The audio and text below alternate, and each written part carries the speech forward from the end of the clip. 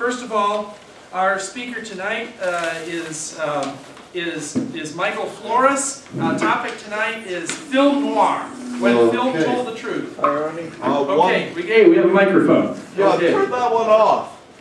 Okay, Michael Flores says, what is film noir? It's a world of stark black and white, with characters whose morality is touched with gray. It was a genre that said, just underneath the surface, things were rotten and corrupt. Women with sexual power used it to destroy. Cops were on the take and didn't shy from torture, where bribes and money destroyed the politicians.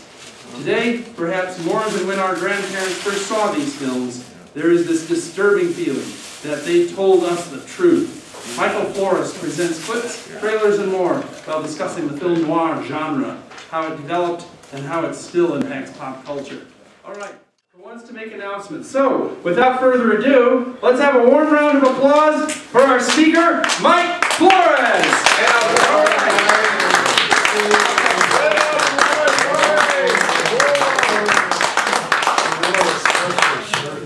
Yeah, I noticed. I decided to wear my conservative shirt tonight. We just came out of a week of below zero weather, just crap, and now it's all turned to like mush. The ice is melting, so there's pools of water all through Rogers Park.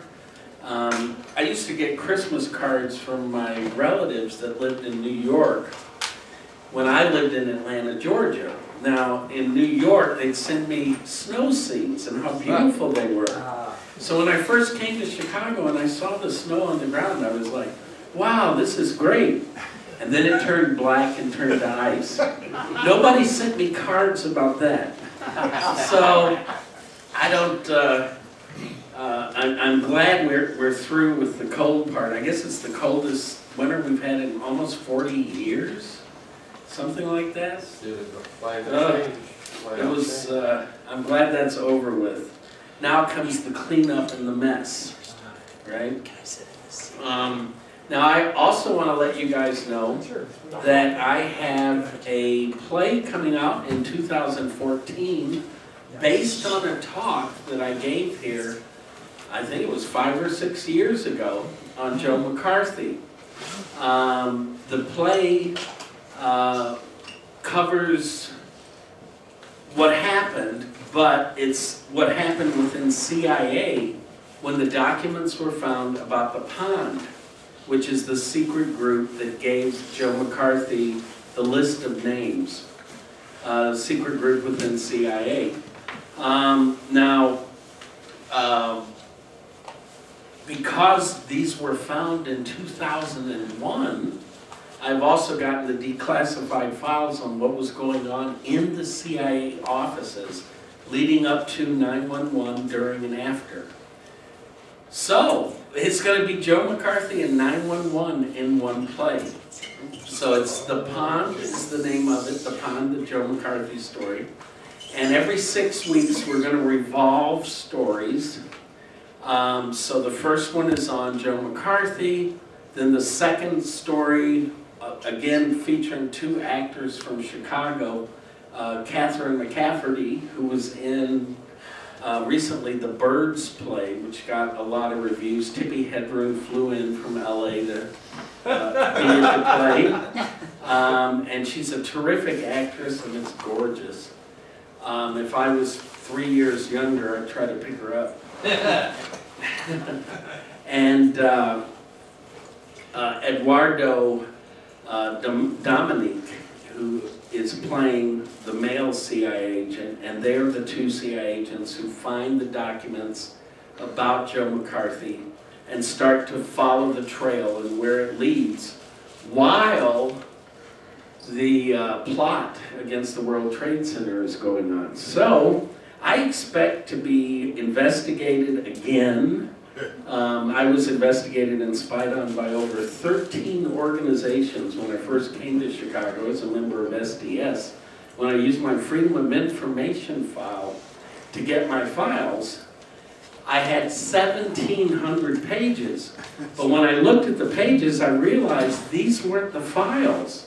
each page listed every file that I was listed in. So there were tens of thousands of pages that they wanted me to pay for that I said, oh, never mind. But at any rate, I expect all that to happen again with this play. So I hope you come to it, and I'll let Chuck know so he can announce it. Maybe we can do a special preview here at the college as well. Because the play, it's not going to be until it warms up. I can tell you that right now. April, May. Yeah, April, May, that time period. My plays the last 7 years have run 33 weeks to a year and a half. So I have to find unusual locations to put them on at because they're open-ended. Theaters in Chicago, you do a play for 3 to 6 weeks, you shut down, it's over. If you have a hit play, they'll move you, if they have a large enough theater, they might move you to another space.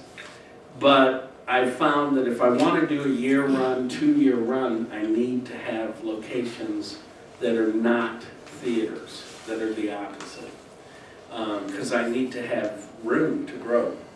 Anyway, let's start off with film noir. When French critic Nino Frank first coined the term film noir in 1946, it is safe to say that no one in America knew he had done so. The people making the films did not know they were making a film noir, nor did the audiences of the day know they were viewing one. The term means literally black film. Nino Frank had discovered a series of American films that carried cynical attitudes and sexual motivations. To discover the roots and why they took hold in the period after World War II, we have to examine several factors. The ground rules were actually set up in a book in 1929 called Red Harvest by Dashiell Hammett. Proletarian poetry and literature were all the rage. The Grapes of Wrath was an outgrowth of this fad. Workers were always good, women supportive, and the heroes were the masses who joined together. Magazines such as The Masses and The New Masses published these idealized stories and poems up until World War II. Dashiell Hammett threw a hand grenade into the movement with Red Harvest. The book begins with a detective fumbling for his Industrial Workers of the World Union card. But we discover the card isn't his. In fact, he doesn't even believe in unions. The women in the book are evil. The masses become a lynch mob. Instantly, Red Harvest was attacked by the Communist Party, who condemned the book and ordered members not to read it, but it was too late. The book would impact Raymond Chandler, James M. Cain, Cornell Woolrich, and many other pulp fiction writers. Now, by pulp fiction writers, these guys were writing books for a penny a word, okay? And most of them lived in poverty. It was the 20s and 30s that these books that would be made into movies after World War II were being written. You did not find these books in libraries in those days. You went to the train station, the bus station, the newsstand, and there was your Mickey Spillane, there was your Dashiell Hammett. These books were not considered literature by most critics who didn't even review them, okay? But they started in the 30s. The cynical approach to what was happening in society wasn't post-World War II. It was the FDR era. In fact, in one of the trailers we'll see later tonight from Lady from Shanghai, you'll see an evil bad guy who walks with canes, as if he has polio a la FDR. It is interesting to note that when proletarian themes became popular again in the 1980s, anyone remember It Takes a Village? How about films where a woman was union organizing or a woman was stopping a nuclear meltdown? At the same time, film noir made a comeback. My Camera was on TV. Dead Men Don't Wear Plaid. The Usual Suspects, Mulholland Drive. All there to counter the idealized image of workers. Even women were allowed to be bad guys again in the 80s, which they're not today, in films like Thelma and Louise. The Postman Always Rings Twice was remade during this period. Wild Things, and other movies and TV shows. So at the same time that that populist sentiment came back, so did film noir to counter it. Now, articles appeared about the pulp fiction authors, and all of a sudden their books were allowed in libraries in the 1980s and were reprinted again. The books, The Maltese Falcon, Postman Always Rings Twice, were all written in the 1930s. So the mood and the tone was not post-World War II America. The mood and the tone was what the reality of living in the 30s was like. Okay? So you had the Grapes of Wrath, where everybody's happy and driving off in their truck and all that. And then you had these books where everything was evil. And the people who were discovering what was evil couldn't stop it, were consumed by it. The image of the American as outsider was set before the trauma of World War II.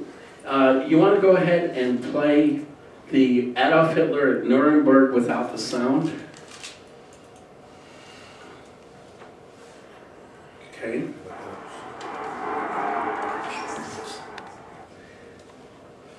Hitler, however, would play a role in the development of film noir, as his actions against Jews in the arts would drive many trained at the excellent German film studio UFA to Hollywood. UFA was a training ground for directors Fritz Lang, Billy Wilder, even Alfred Hitchcock worked there. To make up for low by Hollywood standards budgets, the film image became all odd angles, foreboding shadows. Billy Wilder had met up with Marlene Dietrich after they both fled Hitler and decided to put aside 1/3 of what they earned to bring film production people to Hollywood. Some found work, some didn't. In fact, if you look at The Wolfman is actually the first film that has people that were brought over from Germany. The credits on the movie The Wolfman, you'll see all these German names in there. This was also one of the first American films to put psychological motifs into the film. The Germans brought that with them. The outsider wanting to be loved, even when he knows he will be destroyed. Unusual lighting and camera angles. Understanding who is guilty and who isn't make up film noir. Now, I'd like you to watch these photographs. This can also be with the sound down. You can start it now. Of Stranger on the Third Floor, which was made in 1939. There it is, down. Stranger on the Third Floor. These are a series of stills, but you can get the idea. Film noir was already bubbling before the war.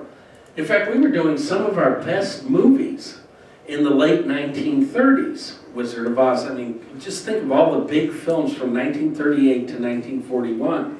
But once the war started, all that stopped. This film was, I believe, the first film noir, even though nothing followed it.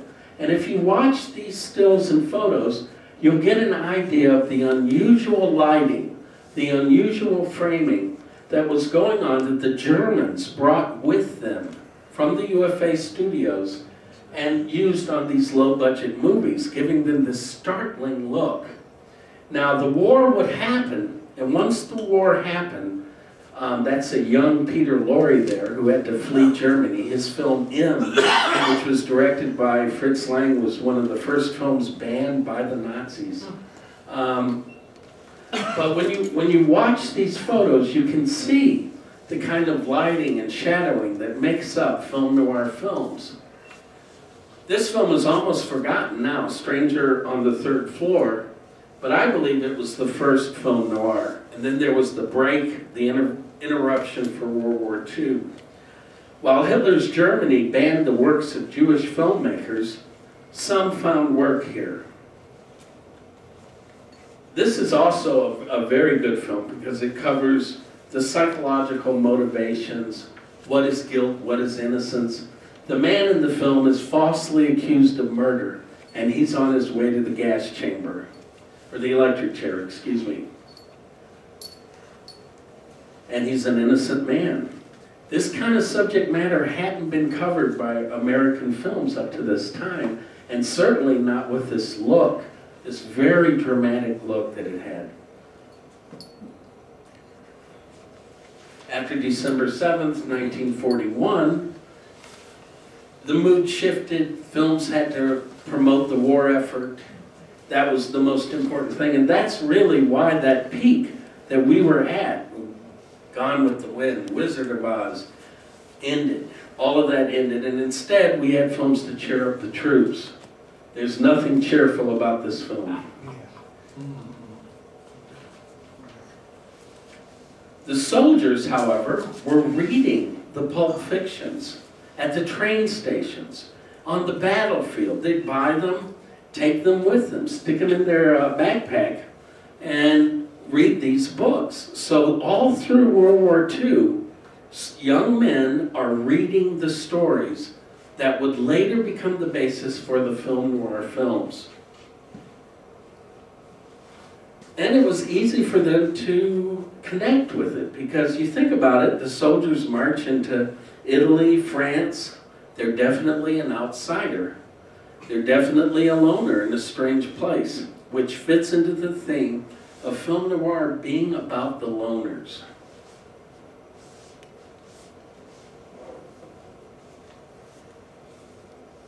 Peter Lorre is probably one of our most underrated actors. He did terrific work. Now, Billy Wilder set the party off with a film called Double Indemnity. Fred McMurray plays Walter Neff, a middle-class white-collar insurance agent. He falls for the femme fatale Barbara Stanwyck and becomes entangled in a murder plot. Edward G. Robinson does yet another of his performance of a lifetime roles as Neff's boss investigating Stanwyck. Walter Neff is in a race to the gas chamber, and he knows it, but he can't stop himself. His loneliness and boredom override his will to exist. Now, let's take a look at the trailer for Double Indemnity. That one you can play with the sound on. It's going to have to be loud too, I think. Mike, do you want any light? No, just leave it. Damn. Yeah, that'd be good, A actually. chilling masterpiece from the pen of James M. Cain, Double Indemnity. Me, Walter Neff, insurance agent. It all began last May. I was thinking about that dame upstairs and the way she had looked at me. And I wanted to see her again, close, without that silly staircase between us. How could I have known that murder can sometimes smell like honeysuckle? I can't take it anymore. What have they done now? They're not going to hang you, baby. It's better than going on this way. They're not going to hang you. Because you're going to do it and I'm going to help you. I'd like to move in on her right now, tonight. If it wasn't for Norton and his strike pants ideas about company policy, I'd have the cops after her so quick it'd make their heads spin. Now, we know the Dietrichson dame is in it, and somebody else. Well, you haven't got a single thing to go on, Keys. You show has got to show. Sometime, somewhere, they've got to be. The finest Hey, you come got from the sound. Paramount Pictures, comedies, The Depression in the 1930s entertainment for drove everyone. women to do things to survive they might never have considered in good times. Women killers dominated the Chicago press in the 1920s and 1930s as they did across America. The play Chicago, which was recently made into a film, was actually written in the 1920s and is a very good silent movie as well, based on hot women that kill. Women could marry after the Depression and whatever they had to do to survive, change their last name legally, and disappear. This nagging feeling that women may have had a life before or prone to do evil as men do surely resonated to the soldiers reading the books during the war.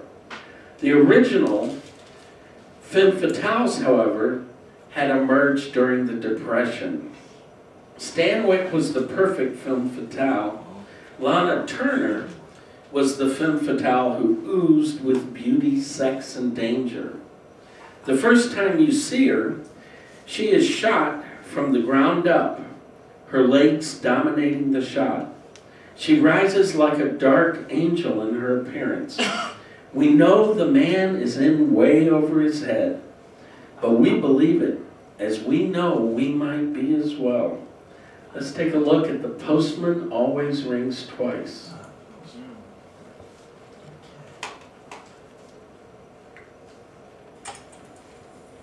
Sound.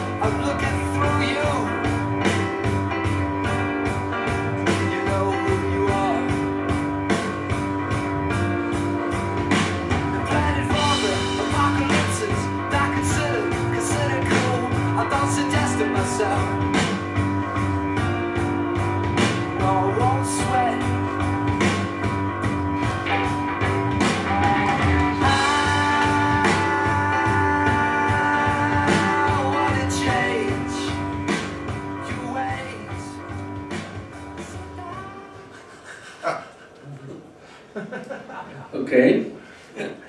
Dick Powell was one of the best song and dance men in the 1930s. A pretty boy in Busby Berkeley musicals. He tried to talk his way into the lead role in Murder My Sweet. The studio heads could not imagine him in the role of a hard-boiled private eye caught in a situation way over his head. Once the studio heads saw the first day's rushes, the first film shot, they stopped questioning whether he could do the role. His patter, the way he talks in the film, would be satirized, plagiarized, and paid homage to for decades to come. Just watch and listen to how he talks, because that's an important part of film noir. Want to make a statement? The boys tell me I did a couple of murders. Anything in it? I think you better let me have it. Bring in your book.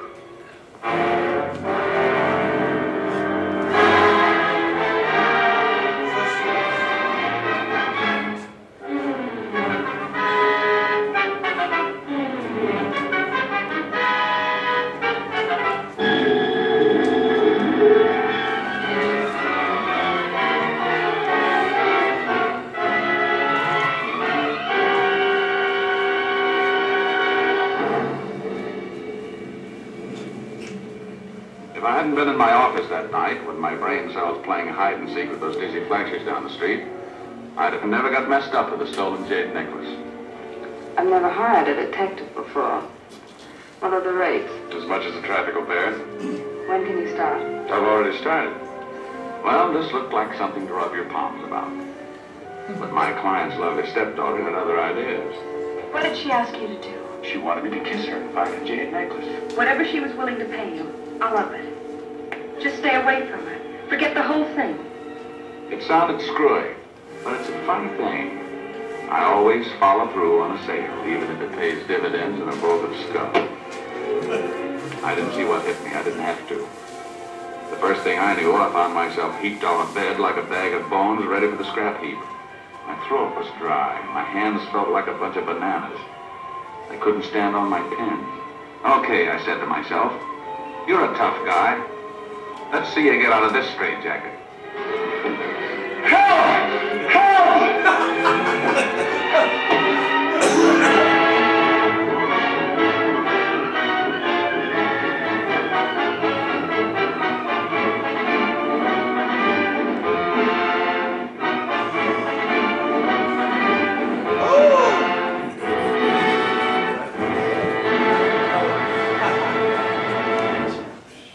Loneliness was a theme of these books because in the 1930s, if you didn't have money, how could you go on a date? It wasn't going to happen. How would you meet someone during the Depression? And the Depression really went on until 1947.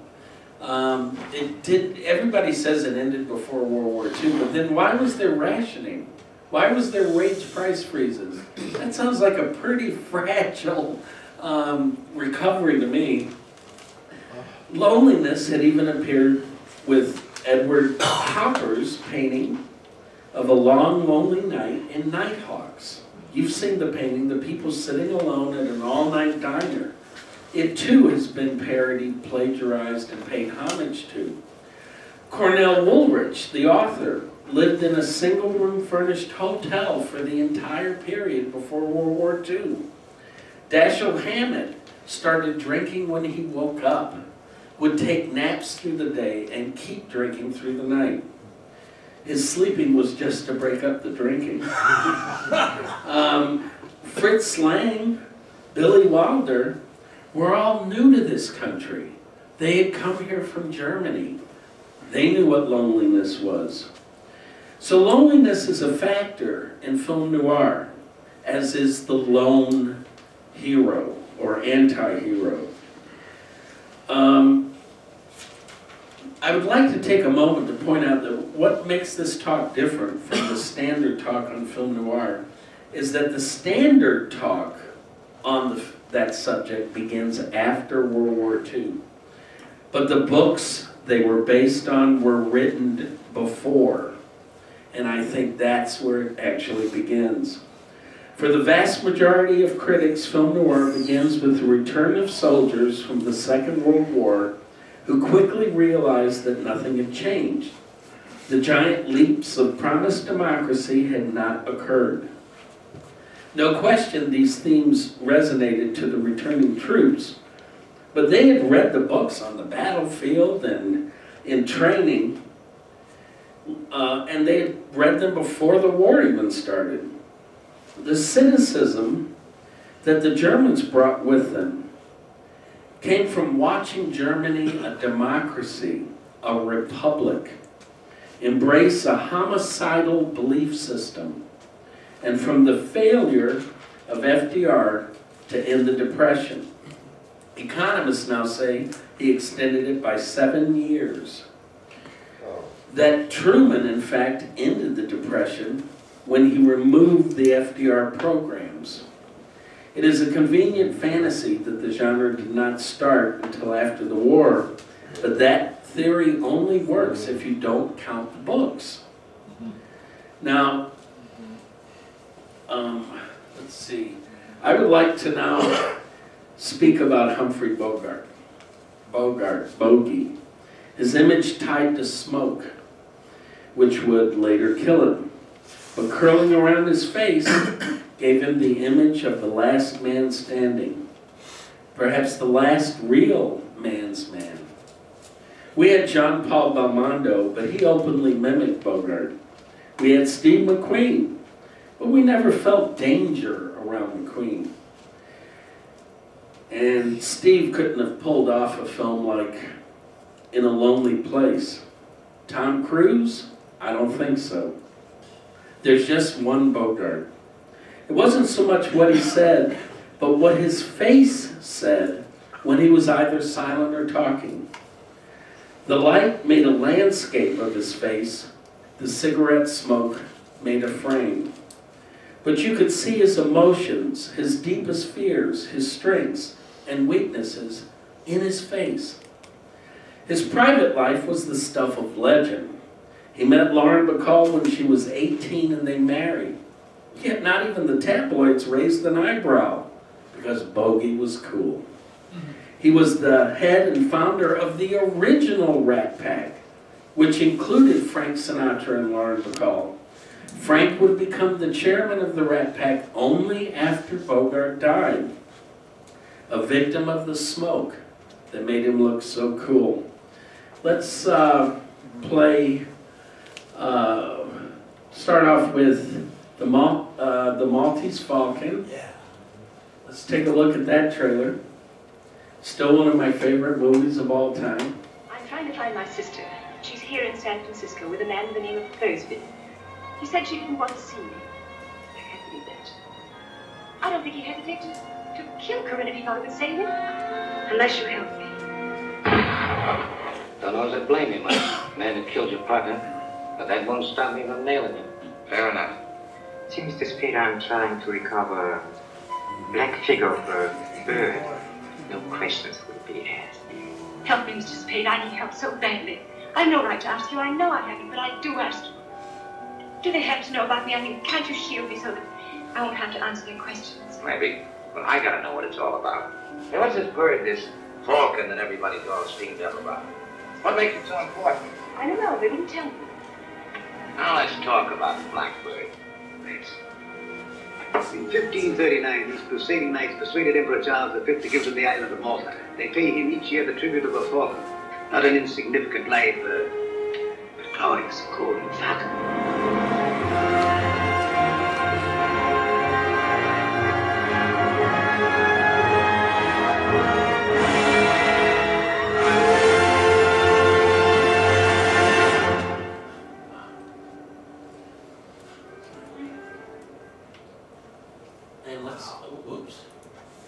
And let's show the big sleep.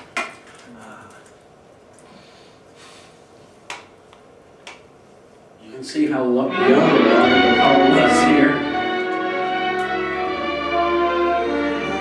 Can I help you, sir? Oh, yeah, I'm looking for a good mystery on something off the beaten track like the Maltese Falcon. It's a fascinating story. But here's one that has everything the Falcon had and more. It's Raymond Chandler's latest bestseller, The Big Sleep. What a picture that'll make. Mind if I look at it?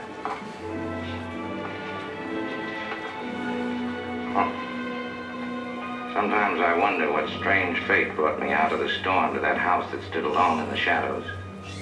As I probed into its mysteries, every clue told me a different story.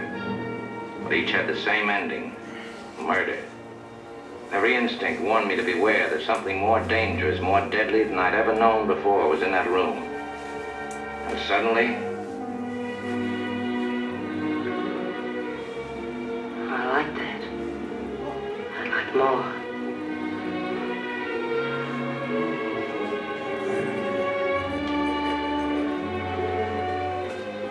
That's even better.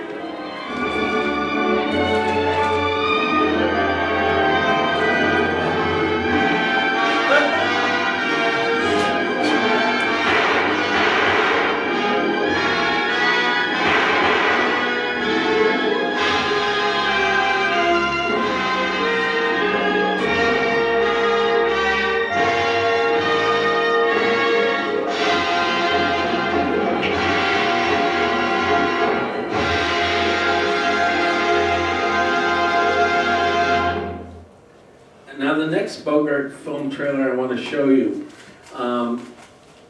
which is, let's see, In a Lonely Place. Now this is an unusual role for Bogart, because Bogey, want to pause that? Because Bogey plays a soldier who's come back, who is a writer now, who may have killed his wife. It's not clear in the film if he did or not. And it's about this new girl that he meets, who's wondering whether or not he's a killer, what kind of a person is he? I don't believe there's any action star today who could do this role. I don't think any of them around today could do it. Humphrey Bogart was definitely one of a kind. Let's take a look at it.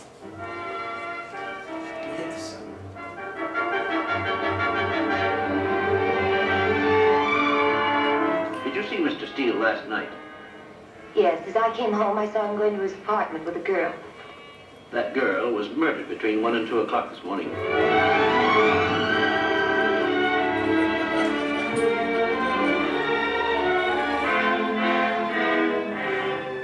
I hadn't anyone till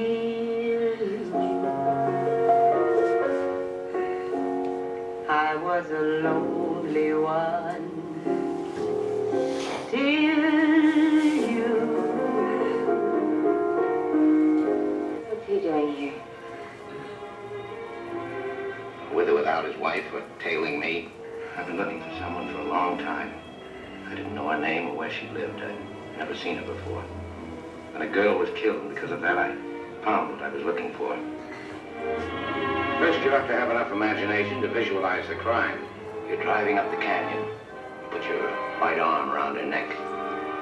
Now you get to a lonely place in the road, and you begin to squeeze. You're an ex-GI, you know judo, you know how to kill a person. Go ahead, bruv. Squeeze harder.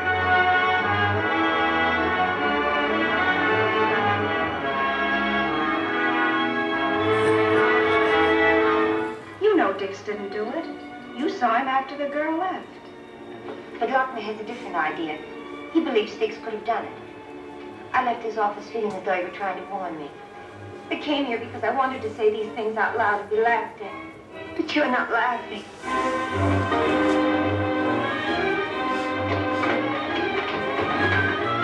Let me in. So are you taking to Las Vegas? No, I... Are you packing to go on a honeymoon? Yes, of course. Are you packing to run away from me like you ran away from Mr. Baker? Dix.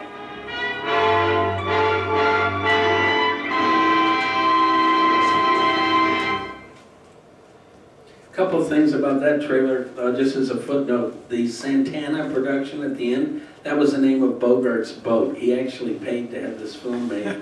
And Gloria Graham, the woman in the film, and she's in many film noirs, had a really wild, insane life. She was actually a femme fatale herself, I think. Her director husband came home to find her in bed with her son. His son, and excuse me, his son, not hers, because they had married and he already had a kid. After the divorce, which was a huge scandal in the press, she married the son. It only lasted a year. She was quite a cookie. She was definitely a real-life film noir girl. Now, Fritz Lang brought his experiences from Nazi Germany to a film called The Big Heat. He had seen the National Socialists slowly take over cities, then police departments, then the court system. He saw the people taken away at night, because that's when the Nazis would take you. They'd wait until nightfall and come in to be interrogated or worse. This trailer begins with posters and stills from the film The Big Heat. And it goes from there. The premise of the film is what happens when the rich and powerful are gangsters who torture and kill women. It speaks directly to Lang's experience in Germany. Let's look at The Big Heat.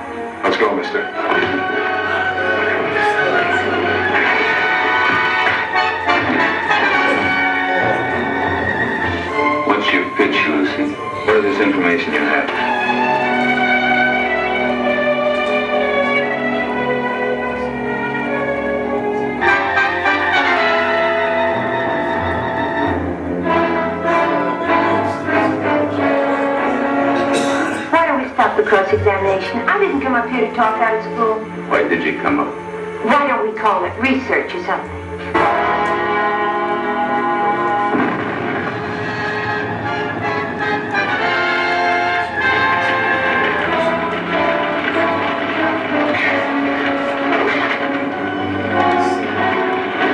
You're under suspension.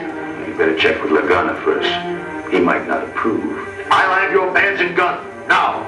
It's yours. I asked for your gun, too. It doesn't belong to the department. It's mine. I'm warning you officially. Don't try to use it.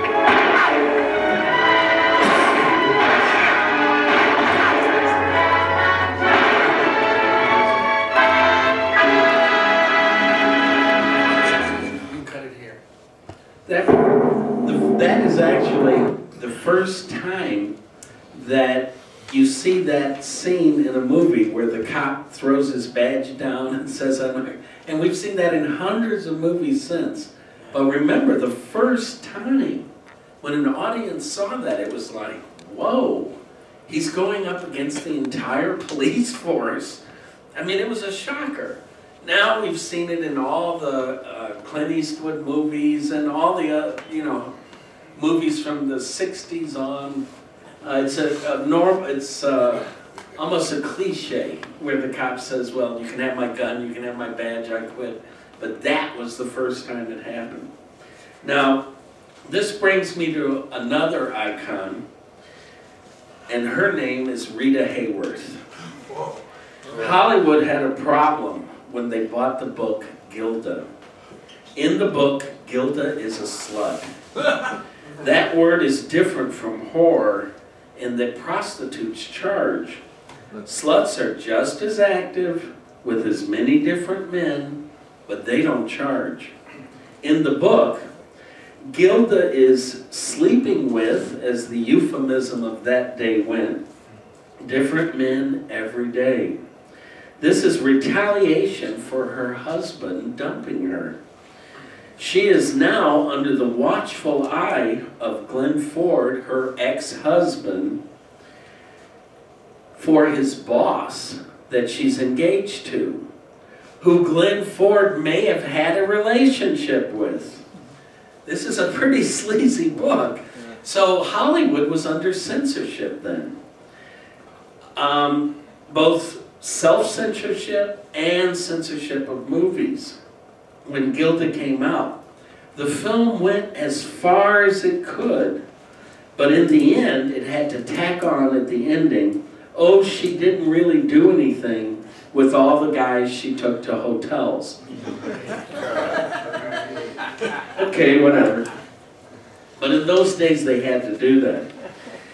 Up until that moment in the film, however, it is pretty obvious what she's doing, as we'll see when we watch the trailer here from Gilda.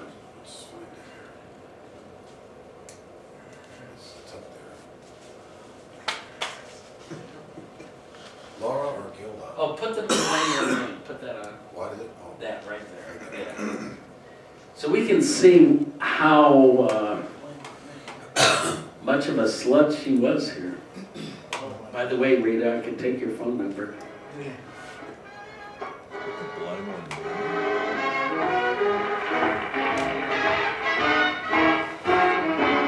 When they had the earthquake in San Francisco back in 1906, they said that old Mother Nature was up to her old trick. That's the story that went around, but here's the real lowdown. Put the blame on Maine, boy. Put the blame on Maine. One night she started to shim and shake. That brought on the Frisco quake. So you can put the blame on Maine, boy. Put the blame on Maine.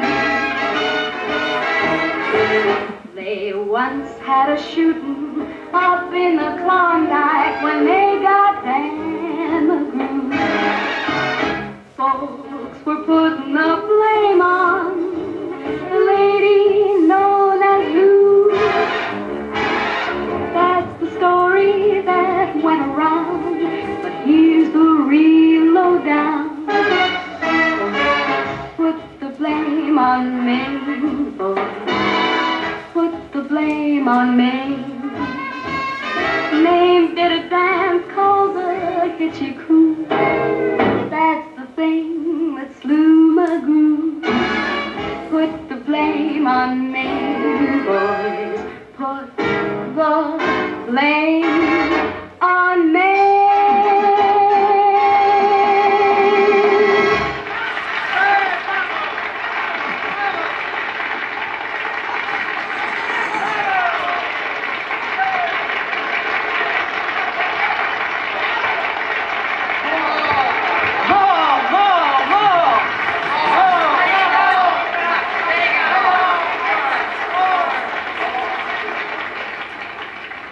I'm not very good at zippers.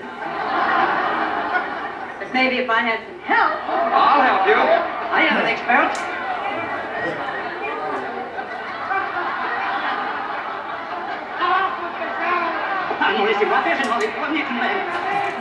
Oh, you guys. Hate to do this, but you know. Johnny, come on. Leave me alone. Come on.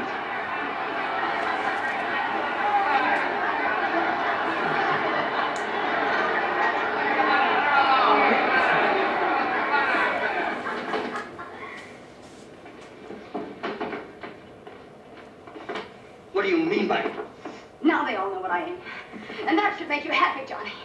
It's no use just you knowing it, Johnny. Now they all know that the mighty Johnny Farrell got taken. And that he married a... That's right. Oh, Charlie. Oh.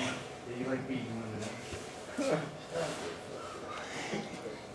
When Gilda came out, it went as far as it could, but in the end had to tack on a, oh, she didn't really do anything ending. There were many stars and soon-to-be stars that had honored the soldiers' requests for a pinup. Rita Hayworth, Betty Grable dominated the fantasy material. Why Rita? I think it was her acting range. She could play good girl, bad girl, socialite. She even played a goddess of love. So from masturbation fodder for soldiers to the goddess of love, Rita was more than a star or an icon. She was a sex goddess. Imagine then how the studio felt when Orson Welles, her husband, showed up with the lady from Shanghai.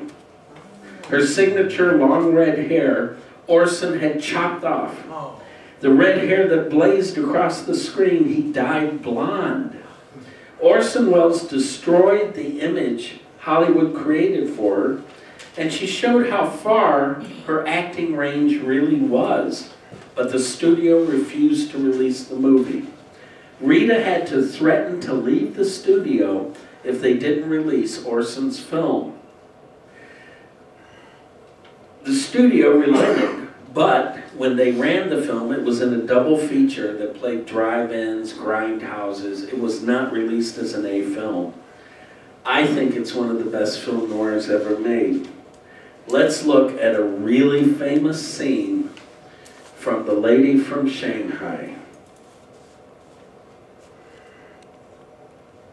I was right. She was the killer. She killed Grisby. Now she was going to kill me. Her servant Lee and his friends smuggled me out in the darkness and hid me where I'd be safe from the cops. Not safe from her. One of the Chinese worked in an amusement park. It was closed for the season. An empty amusement park makes a good hideout. And she wanted me hidden. Well, I came to in the crazy house.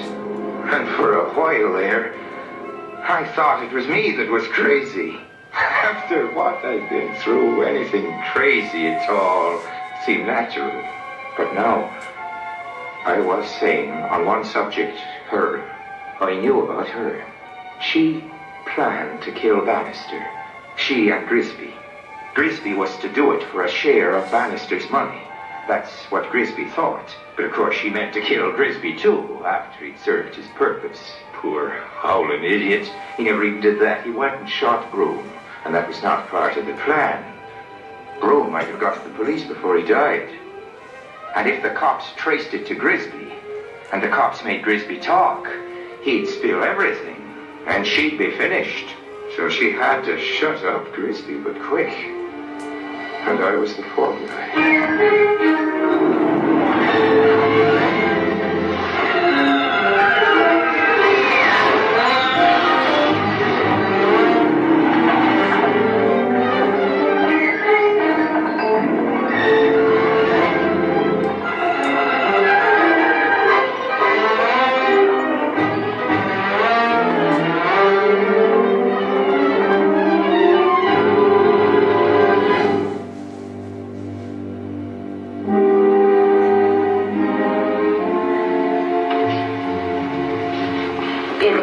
Likely to be killed.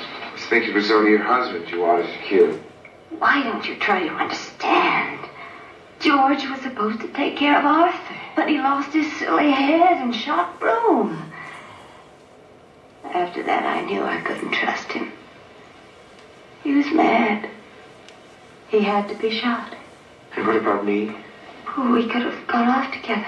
Into the sunrise. You and me, or you and Grisby? I love you. One who follows his nature keeps his original nature in the end.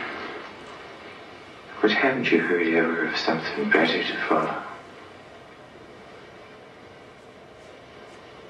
No.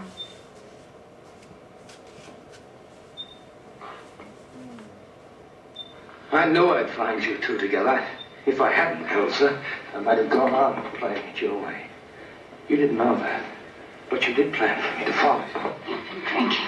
I presume you think that if you murder me here, your sailor friend will get the blame and you'll be free to spend my money. Well, dear, you aren't the only one who wants me to die. Our good friend, the district attorney, is just itching to open a letter that I left with him. The letter tells all about you, lover. So you'd be foolish to fire that gun. With these mirrors, it's difficult to tell. You are aiming at me, aren't you? I'm aiming at you, lover. Of course, killing you is killing myself. It's the same thing. But you know, I'm pretty tired of both of us.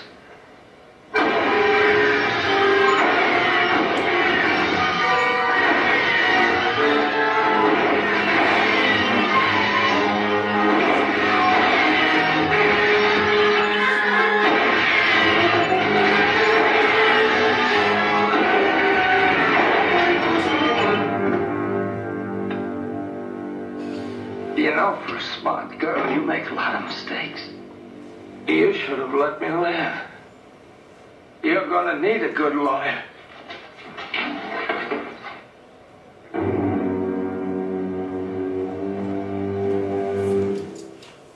Bravo. The marriage between Orson Welles and Rita didn't last. Lady from Shanghai, however, continues to gain attention generation to generation.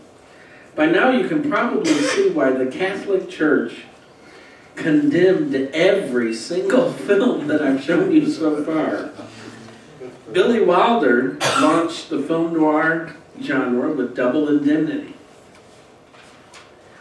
He found the darkness in the white-collar world. With Sunset Boulevard, he was turned his guns on Hollywood. Bang! He begins by letting you know that the star and person telling you the story is dead. Bang! He shows silent film icons in unfavorable situations. Do you see it there? Which one? Sunset Boulevard, yeah. Very top one. I'll say when.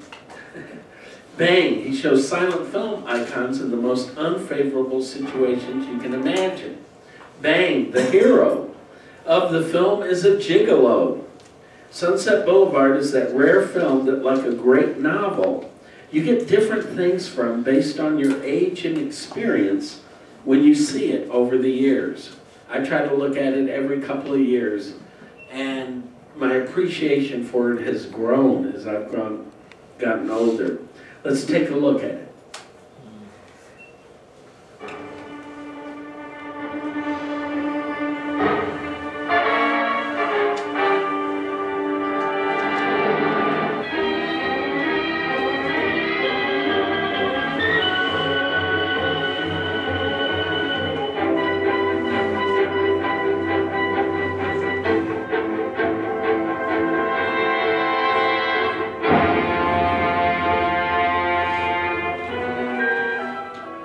Speaking. I'm talking from the bedroom of Norma Desmond. Don't bother with a rewrite, man. Take this direct. Ready? As day breaks over the murder house. Yes, you'll read the big black headlines about Norma Desmond and this Hollywood scandal. But you'll never read the true story about the rest of us who were part of it. Me, for instance. Joe Gillis, a promising young writer from Dayton, Ohio. And Betty, that nice kid I met at a Hollywood party, who knew nothing about me, but knew what she wanted. Don't you love Artie? Of course I love him. I always will. I'm just not in love with him anymore. What happened? You did? Well, we should have lived happily ever after, like they do in the movies. But this was different. Because this is a Hollywood story about the people who make the movies. Other ones that you never hear of, like Betty and me. The great ones like Cecil B. DeMille. All those who knew Norma Desmond, a strange woman who left her mark on all of us who crossed her path. Has it ever occurred to you that I may have a life of my own, that there may be some girl that I'm crazy about? Who? Some car for a dress extra? What I'm trying to say is that I'm all wrong for you. You want a Valentino, somebody with polo ponies, a big shot. What you're trying to say is you don't want me to love you. Say it. Say it. Gloria Swanson, one of the great personalities of this generation in a role that comes to an actress once in a lifetime. Rising to the heights, William Holden creates a startling portrayal. And a new star is born in Sunset Boulevard, Miss Nancy Olson. Joe? Where are you? What's this all about? Why don't you come out and see for yourself? The address is 10,086 Sunset Boulevard. Yes, come out to see for yourself the film that reaches a new milestone of dramatic daring. The film that every critic says is a giant among motion pictures.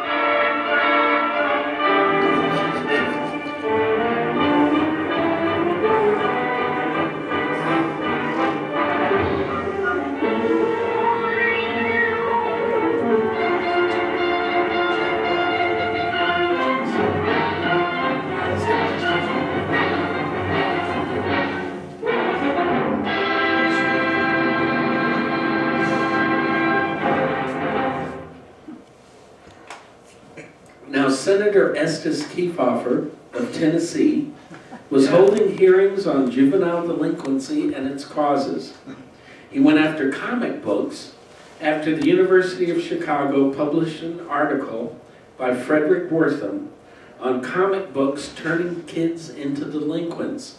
In fact, Frederick Wortham went so far as to say that if you banned comic books, there would be no juvenile delinquency. Kefauver also went after a model named Betty Page, insisting her pinups caused rape and murder.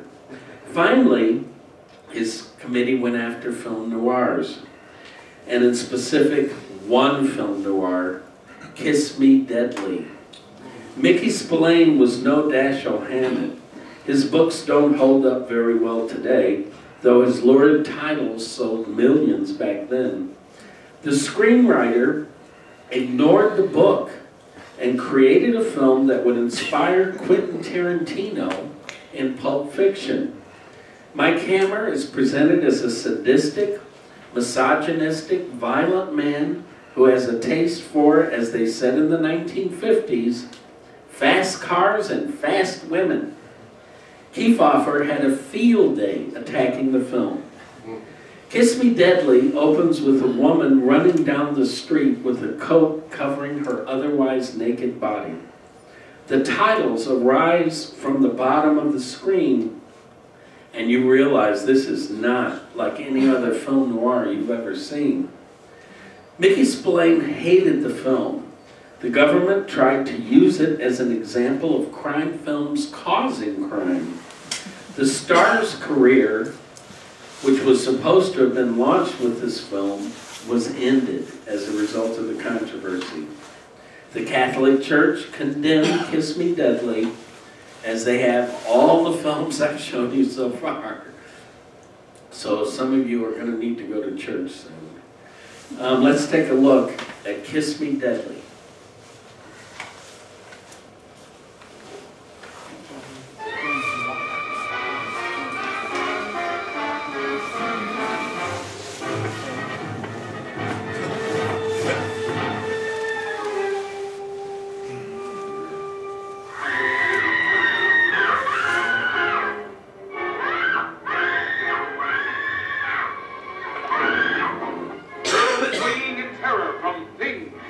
Description.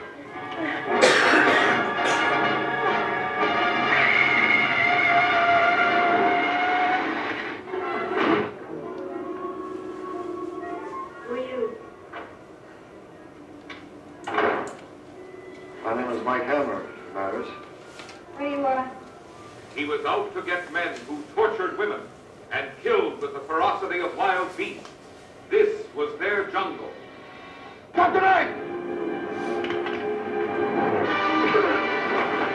Kiss Me Deadly stars Ralph Meeker, winner of the New York Critics Award. Through his great talent, the vivid character of Mike Hammer comes to life as never before. They came last night, right after you left. I heard them. I hid in the basement. Only a woman could help him solve the murderous riddle of Kiss Me Deadly. She's dead. But I'm not dead.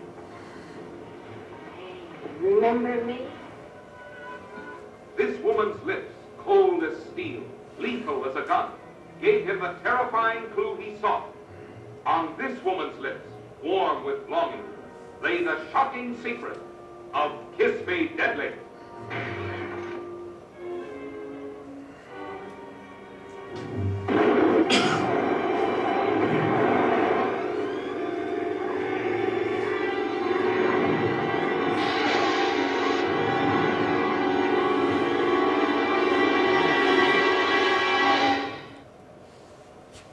Now, I myself feel that the violence in Kiss Me Deadly, there's other films that have more, like The Big Combo, but I think the real reason the government went after the film was that it was the first and only film noir in that era that the two women were in a lesbian relationship.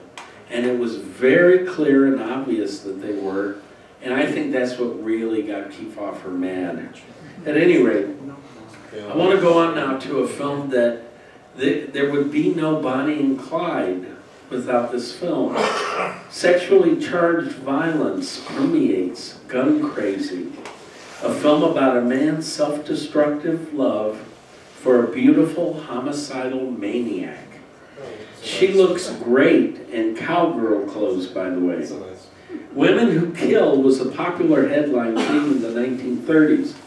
Peggy Cummins was entirely believable as both a woman who enjoyed killing people and a woman with an overpowering sexuality that her lover could not resist. Now, in the sequence you're about to see, the plan that they have is they're going to rob a payroll, take the money, split up, go through California and into Mexico, and then meet up again in Mexico. That's if their hormones, their raging hormones, don't draw them together, because they both know if they stay together, the police will kill them. So let's take a look at this famous clip from a movie that I believe was the basis for Bonnie and Clyde, Gun Crazy.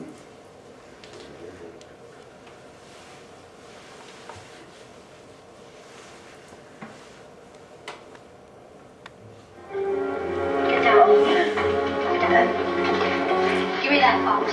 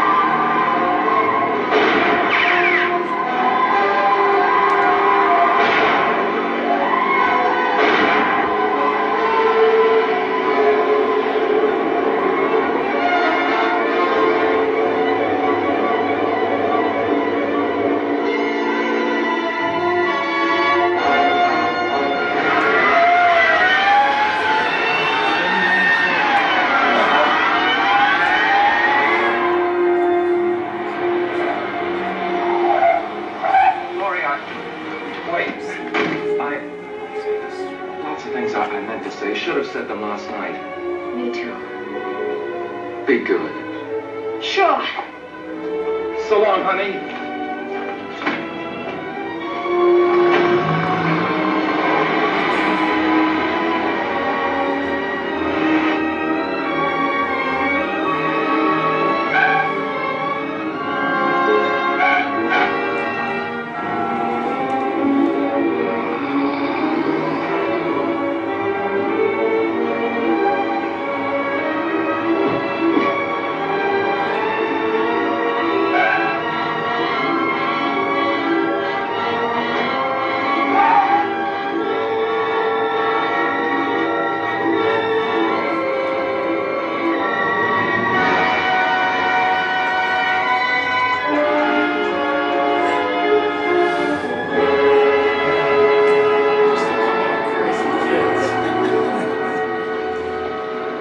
Establish roadblocks. Search all out-of-state cars.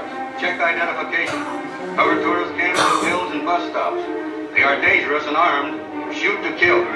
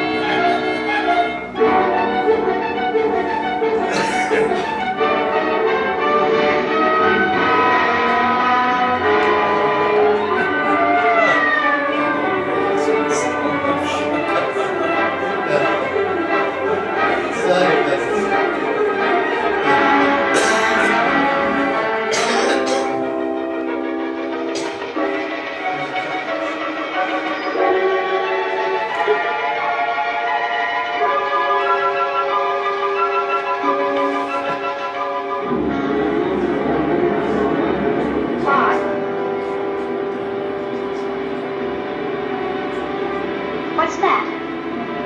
California state line. Just take it easy. Even though they know if they stay together, they will die. They can't stop. The attraction's that strong. That's film noir. Film noir is a guy being tied into the electric chair, and before they kill him, his last thoughts is the woman that got him in the chair was a hot kisser. I mean, it is. Sexually charged violence. So let's go over some of the themes so far. Anxieties about guilt, women homicidal maniacs, lonely men in anxiety in their surroundings, gigolos, violent writers, sadistic heroes, femme fatales, nymphomaniacs, crazy characters, and killers. Well, get ready to top all that. And this story begins with Tyrone Power. Tyrone Power was a major Hollywood romantic lead. He was the hero women like to fantasize about. I have no idea how his fans reacted to Nightmare Alley.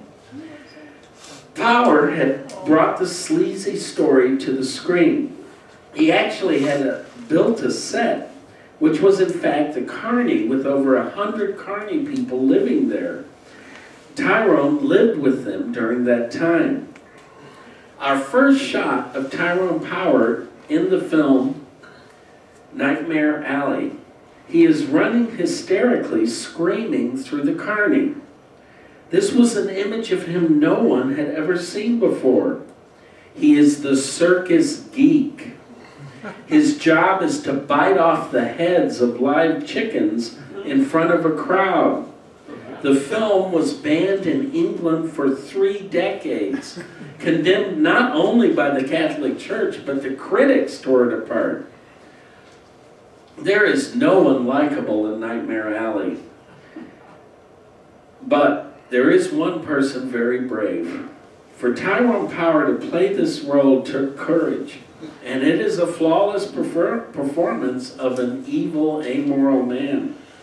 Tyrone Power was the most handsome man to appear in a film noir. Let's take a look at Nightmare Alley.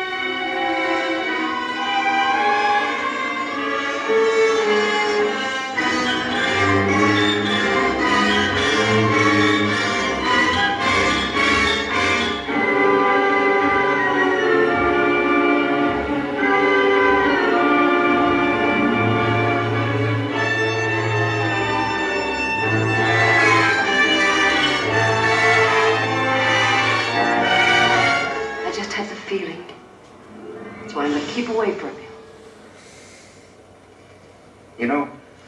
What? I wonder why I'm like that. Like what? I'm never thinking about anybody, except myself. You don't think I'd go without you? You mean that, Stan? Absolutely. You satisfied? Oh, Stan, I don't care for nothing now. Nothing in the world.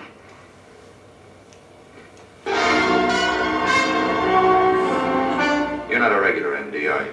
Of course not. But anything my patients reveal to me is as sacred as though it were given under the seal of the confessional. That clear? All right. You don't have to get on a soapbox. I'm going to be strictly on the level about this whole thing myself. Will you get out of here? I should have known you were that kind of... It takes one to catch one.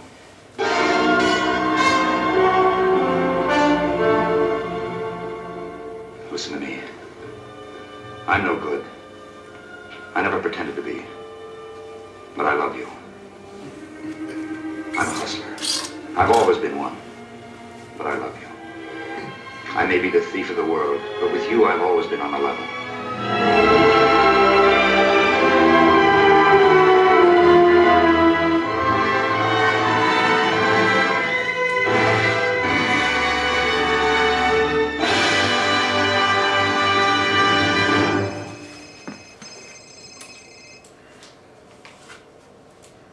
Now, Tyrone Power was probably the most handsome man to ever appear in a film noir. Jean Tierney was the most beautiful woman. Everything about the film Laura worked. Jean Tierney's clothes as Laura were designed by Alla Cassini and were striking. Clifton Webb, Vincent Price, and Dana Andrews were no slouches as actors. And Jean sparkles and shines in every scene of this perverse film. Dana Andrews is the crude working-class detective investigating the murder of Laura. Her face had been blown off with a shotgun. The story is told in flashbacks, and we watch Laura rise in the men's world of advertising to go from being one of the workers to heading her own company. Then something happens. The detective begins to fall in love with Laura, the dead girl. Directed by the neglected Otto Preminger, who single-handedly brought down Hollywood censorship with the film The Man with the Golden Arm starring Frank Sinatra, crafted not only one of the best film noirs ever made, but one of the best movies ever made. We believe the detective could fall in love with her because Otto has us fall in love with her too. Here's the trailer to my favorite film noir, Laura.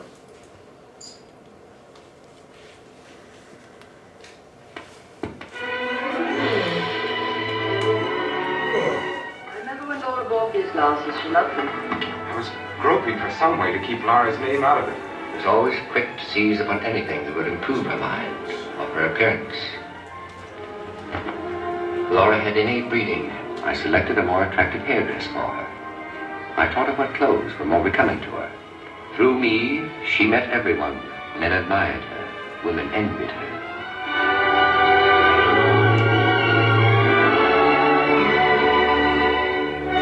You have rarely met a girl like Laura. Few women have been so beautiful, so exotic, so dangerous to know. You're Laura Hunt, aren't you? Yes. I'm Shelby Carpenter. Want to dance? I'm not alone. Oh, you poor girl. I bet he still does the polka. Yes, Betsy Ross taught it to me. It was as natural for Laura to be picked out from among thousands of alluring girls as it was for her to be surrounded by luxury, mystery, and scheming men. Get going. You better watch out, McPherson, or you'll end up in a psychiatric ward. I don't think I've ever had a patient who fell in love with a corpse. Miss Hunt and I were going to be married this week, you know. No, he doesn't know. And neither do I, or you, or anyone else alive. What do you mean by that? As a matter of fact, she was going to the country to think it over. She was extremely kind, but I was always sure she would never have thrown her life away on a male beauty in distress. Every woman will feel that when it comes to men, Laura gets by with murder. Every man will feel that when it comes to murder, it couldn't involve a more enticing girl. Don't worry. I told you I'd bring in the killer today. Yeah, I was just going to make the arrest when you called. No, I can't tell you now. I'm not alone. You'll see when I come in.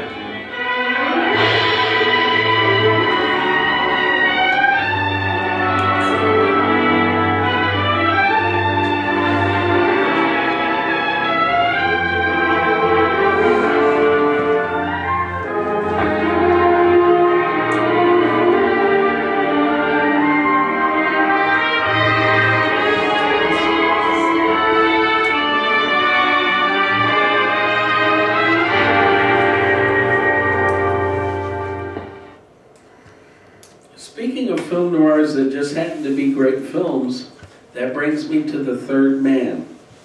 The opening Greek zither music lets you know that you are in for a unique experience. The Third Man is relentless in its pursuit of the unusual, as the characters are in the pursuit of Harry Lime. In The Third Man, Harry Lime, played by Orson Welles, is a black marketeer who sold watered-down penicillin to be used for children. The resulting deaths and severely damaged kids leads the police to search for Harry, and a Pulp Fiction writer to search for Harry's girlfriend. Orson's portrayal of Harry Lime was actually so deliciously evil that there was a radio show syndicated with Orson playing Harry Lime. Here's the trailer for The Third Man.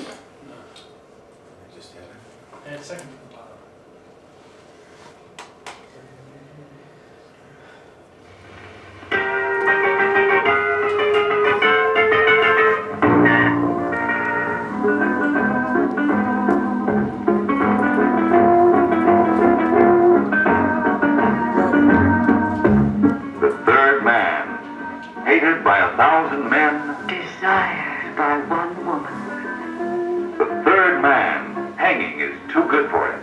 Nothing is too good for the third man. Her man was the third man. The man on every woman's lips.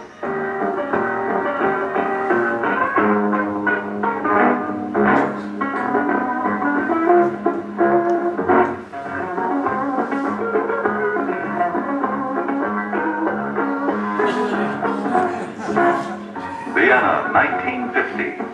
A city fearful of its present, uncertain of its future. Vienna, the once gay capital of a light-hearted people.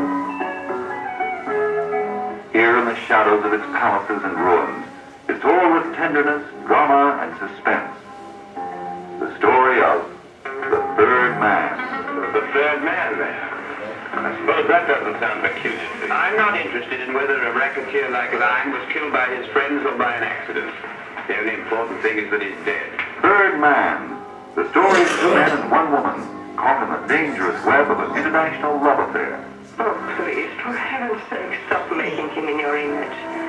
Harry was real. He wasn't just your friend and my lover. Oh, I don't know. I'm just a hack writer who drinks too much.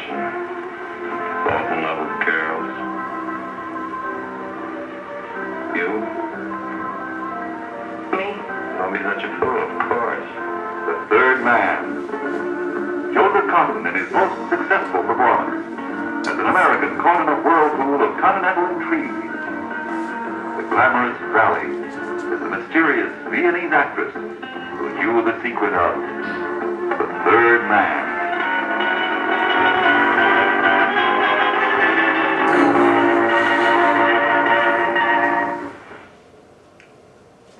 The second most beautiful actress to appear in a film noir would have to be Marilyn Monroe. The Asphalt Jungle is a brilliantly conceived story of a jewel heist that falls apart. It would be imitated by hundreds of films after. Written by W.R. Burnett, who also wrote Little Caesar, it moves like a Greek tragedy to its inevitable end. This is also a great film noir, with or without Miss Monroe. Let's take a look at the trailer.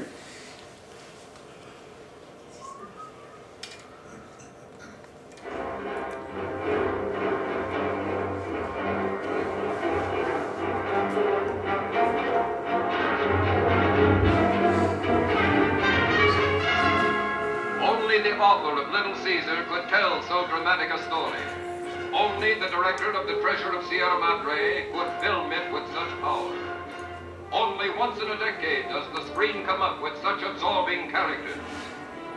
Sterling Hayden as Dix Handley, a hooligan with a twisted dream. Gene Hagen as Doll, the dime-a-dance dame who wanted to share that shabby dream. Let me go with you. Please, Dix, please. Are you crazy? I'm on the lam. I want it bad, packed in heat. If there's any trouble, what good would you be? I could drive.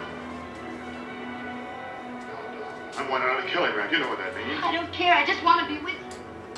Louis Calvert as Emmerich, the big-time mouthpiece with crime on his mind. Oh, I suppose a fellow should stick to his own trade, but I know some pretty big men around here that might not be averse to a deal like this if they're properly approached. Highly respectable men, I might add. Sam Jaffe as Doc. He's got $1 million in that little black bag, and a jitterbug cost him every dime.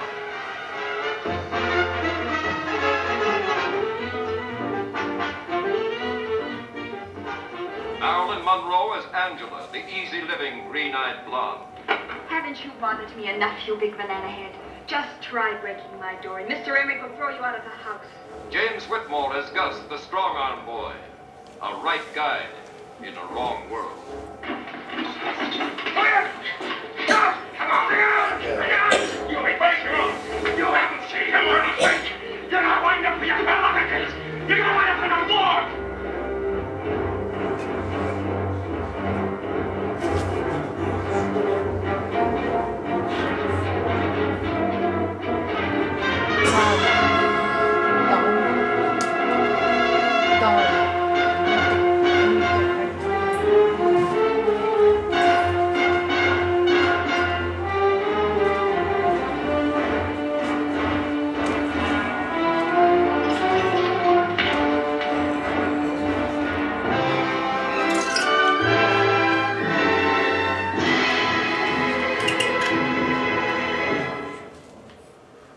Now, Billy Wilder created the craze for film noir movies with Double Indemnity when he took on the white-collar world.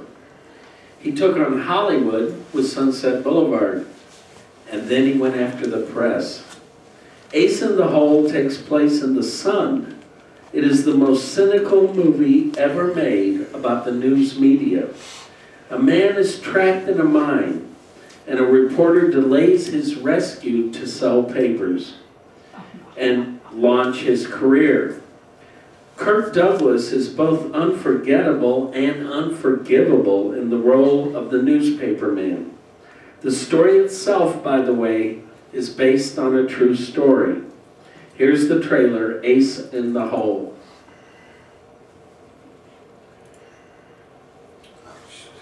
Quiet, everybody! Listen to me! Listen!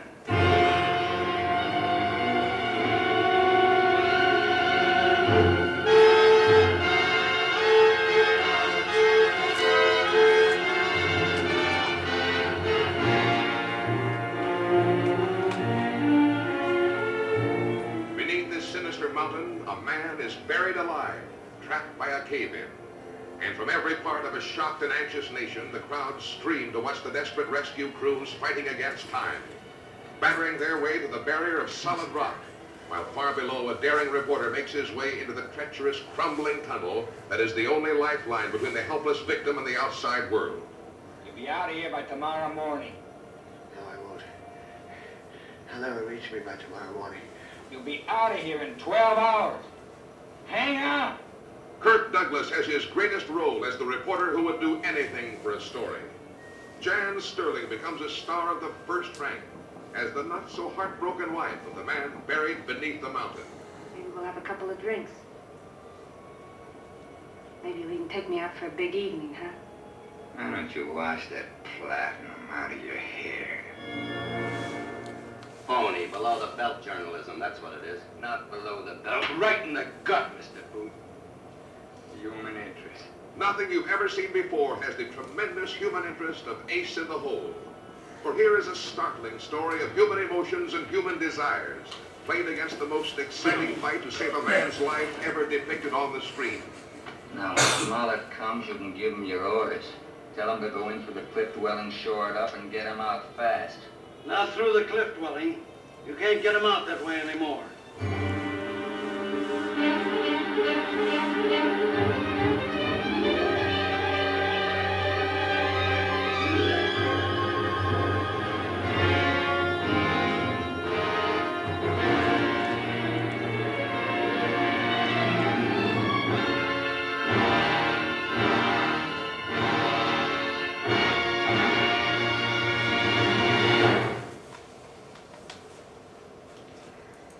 Now, before The Naked City and programs like that were on television in America, there was a film called The Sweet Smell of Success.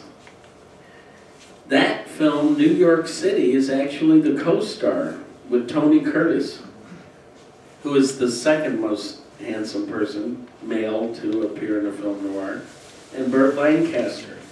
They actually went out into the streets to film scenes with regular passers-by, not extras going by. In those days, you didn't have to get releases. The Sweet Smell of Success attacks fame, power, celebrity, and gossip columnists. Politicians are shown displaying their mistresses. Careers are destroyed on a whim. Police frame and beat people who don't do what they're told. No one is safe from film noir. Here's the trailer to The Sweet Smell of Success.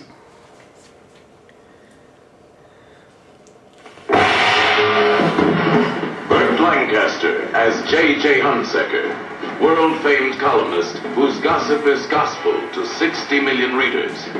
Tony Curtis as Sidney Falco, the kid who had ideas about taking over.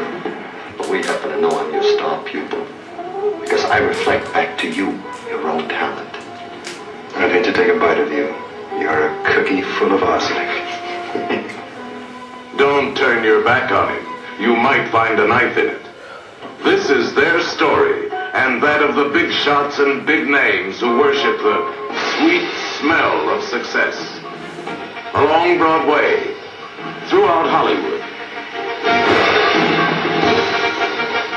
down Wall Street, on Capitol Hill, sweet smell of success. We're friends, Harvey. We go as far back as when you were a fresh kid congressman, don't we? Why is it that everything you say sounds like a threat? Maybe it's a manners, because I don't threaten. But why furnish your enemies with ammunition? And here you are, out in the open, where any hep person knows that this one is toting that one around for you. Sidney is a great salesman. He'd sell anything to get there. Just ask his girl. Sidney, I don't do this sort of thing. What sort of thing? This sort of thing. You need him for a favor, don't you? Well, so do I. I need his column tonight. All you think about is yourself and your column. You see yourself as some sort of a national glory. But to me and lots of people like me, your slimy scandal and your phony patriotics, to me, Mr. Hunsaker, you're a national disgrace.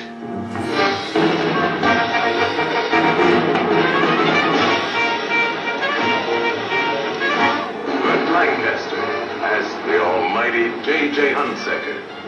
Tony Curtis as his man of all dirty work.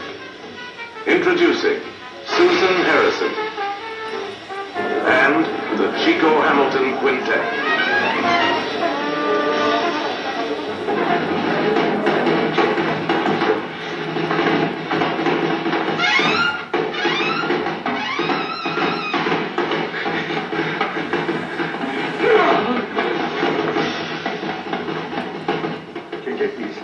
I can explain. Why you put your hands on my sister. Jake, I didn't do anything.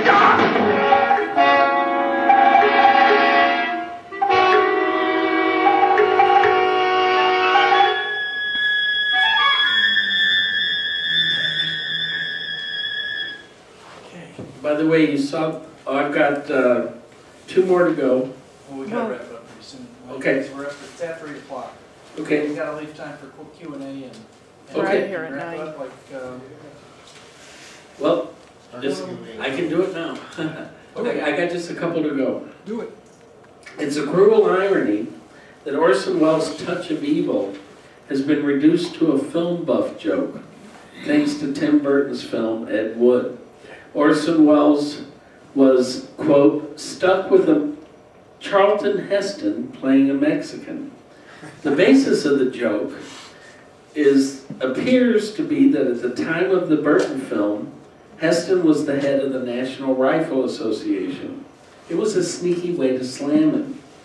The result of the joke has diminished the film and severely misrepresented Heston.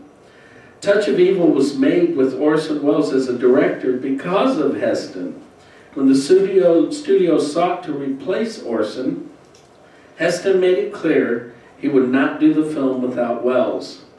Heston had the star power to make the threats and name his director. He did the same for Sam Peckinpah for the film Major Dundee.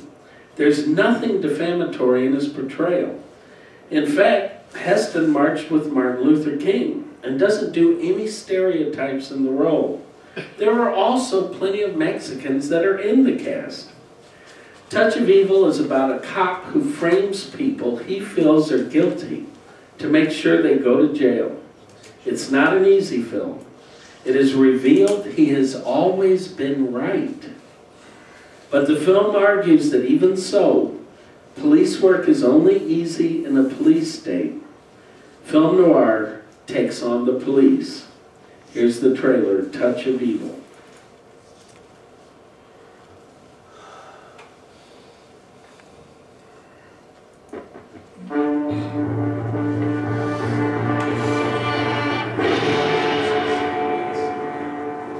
This was her wedding night.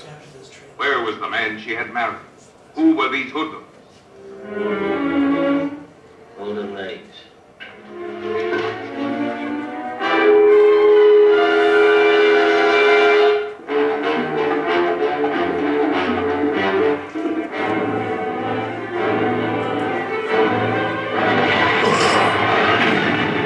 Starring this outstanding cast: Charlton Heston, Janet Leigh, I could love you, Tony, if my husband would only cooperate.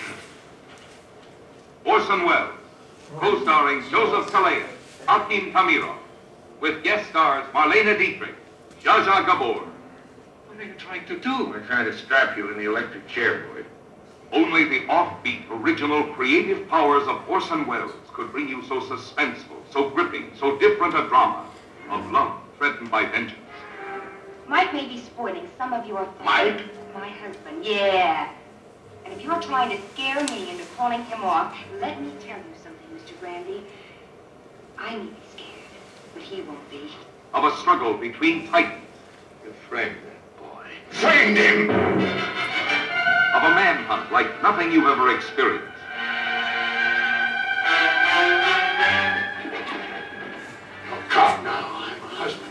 What did you do with her? Where is my wife? My wife!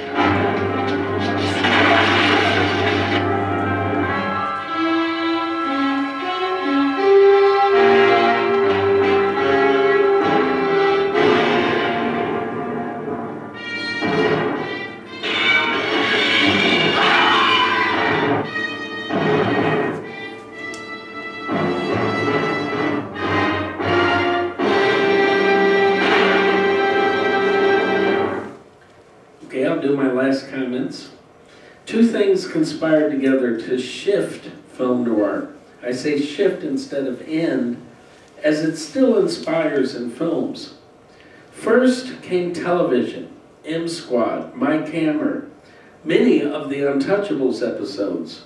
The still remarkable shows Mr. Lucky and Peter Gunn, which I urge you to watch. I think they're on MeTV now. Yeah, they are. They were almost as many film noir television shows as westerns. They had died out at the film theaters because the studios were having difficulties. The courts had broken up the ownership of theaters the studios had, and the smaller studios who didn't collapse started doing TV work. What would kill film noir on TV wasn't its proliferation, it was the FCC letting the networks know the level of violence on these shows would no longer be tolerated. Mayor Daley went after M Squad, which was shot in Chicago, and pulled all of the permits so they couldn't film the show here. The Untouchables was one of the consistently highest rated shows on TV, but when Lucille Ball, the producer of the show, was told the violence had to go, she pulled the show off the air rather than tone it down. A president assassinated, a man with a rifle shooting people in Texas, and it became a popular cause to call for violence in entertainment to be removed. The film Psycho was almost banned, was this close to being banned, after a man stabbed his wife to death while she showered and then blamed the movie for making him kill her. His request for a not guilty verdict due to temporary insanity from the movie did not sway the judge, but it did raise questions for journalists who had space to fill. The film noir TV shows vanished to the world of VHF, UHF reruns. American television retreated from the dark subject matter. TV shows, often live back then, of short stories, disappeared. Don't like the news with Southern cops beating demonstrators or eating popcorn in court during a civil rights trial? TV would give you the Andy Griffith Show, where Southern cops carried no gun and there were no blacks in the neighborhood. Lucille Ball would continue to fight network heads, trying to keep on the air the TV show she owned, not Gene Roddenberry, as fans think, Star Trek. That show, by the way, has made more money for Desilu Productions, Lucille Ball's and Desi's family, than I Love Lucy has. And yet most people don't think of it as a Lucy product. You can find aspects of film noir in films such as Chinatown on corruption, Rosemary's Baby with paranoid and guilty plot elements, spaghetti westerns with their themes of the lone almost hero. Blade Runner was basically science fiction meets film noir.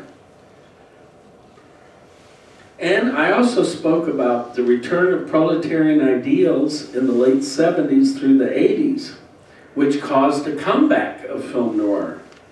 America has been shaped not by its experiences in war, but in its image of the loner, facing challenges. It infuses our culture from music to film. It is always close by. Film noir is part of pop culture's arsenal. It hasn't really gone away, and its truths still resonate as other aspects of pop culture tell us not to worry, be happy. Thanks. Okay. All right.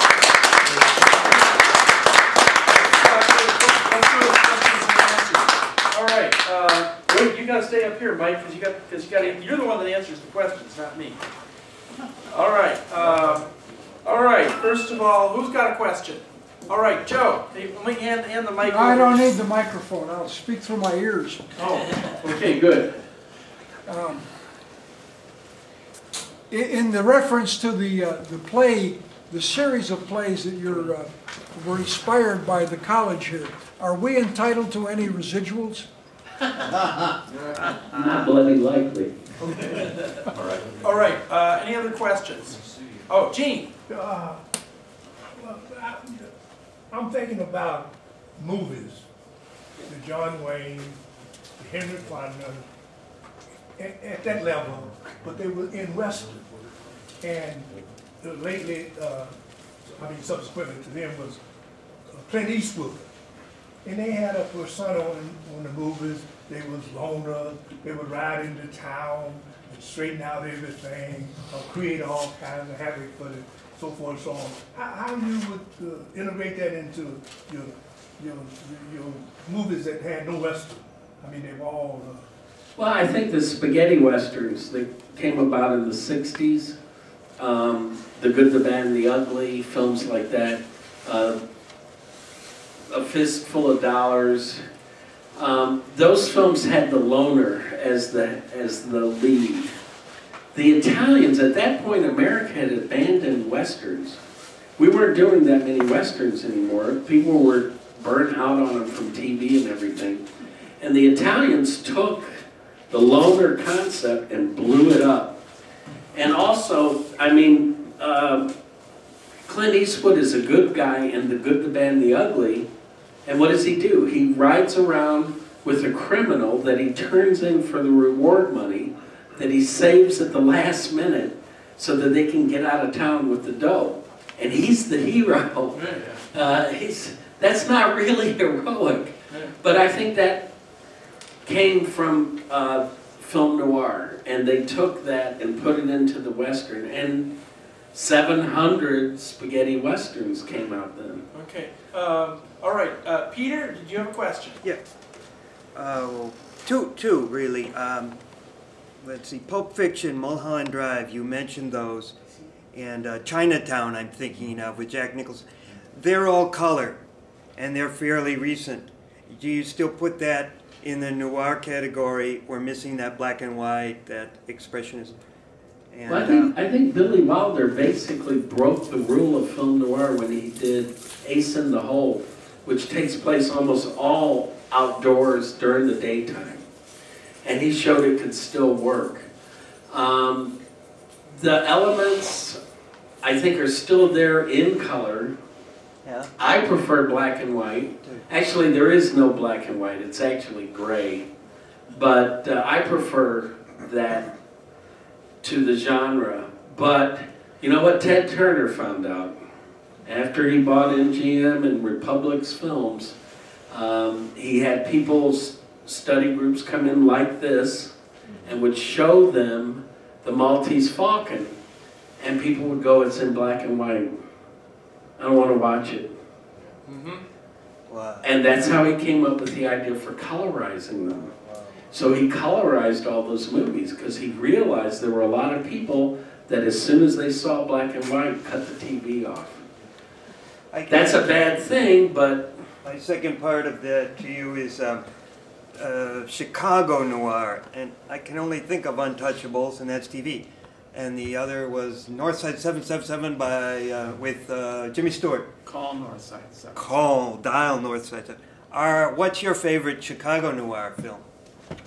My favorite Chicago noir film. Wow.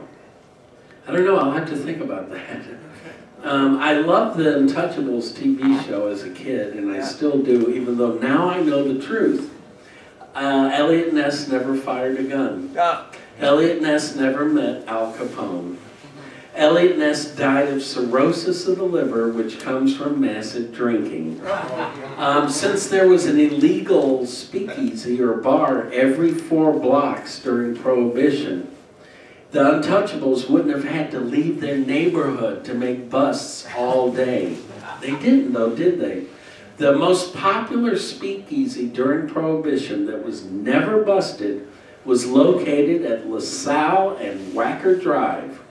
At 5 o'clock, the janitors would come out, move the desks out of the way, set up tables and chairs and a stage, and at 4:30 in the morning they would return to the Board of Education building to put the desks back in their place. And that was the most popular nightclub in Chicago, never busted during Prohibition, at the Board of Education. So... All right. Okay, Dave, you have a question? Yes. Where do you rank the road cop films like Clint Eastwood's Dirty Harry? Well, remember, up until Dirty Harry came out, people thought that Don Siegel was a leftist. No. Because of his film, Invasion of the Body Snatchers. People thought, oh, well, this is about the metaphor for the McCarthy era, etc.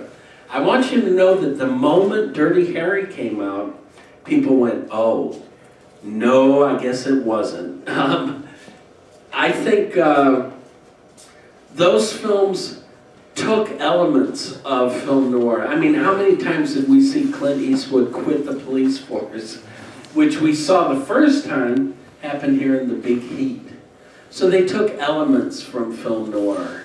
But they also took the frustration that white folks had back then. I mean, let's face it, Nixon's Law and Order campaign was code.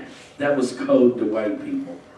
Okay, so, but I think they took elements of film noir, which is why I said at the end, I think film noir is part of pop culture's arsenal or vocabulary today.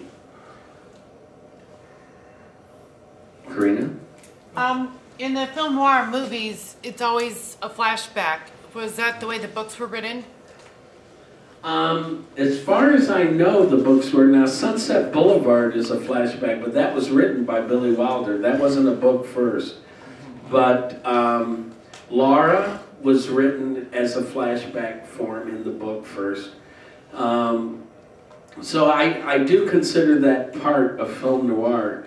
In fact, I can't think of any books that existed before the 20th century that had flashbacks. I think that was a film invention. I think that's something film came up with. No, actually, the book Frankenstein, novel Frankenstein by Mary Shelley, in the early 1800s, was loaded with flashbacks.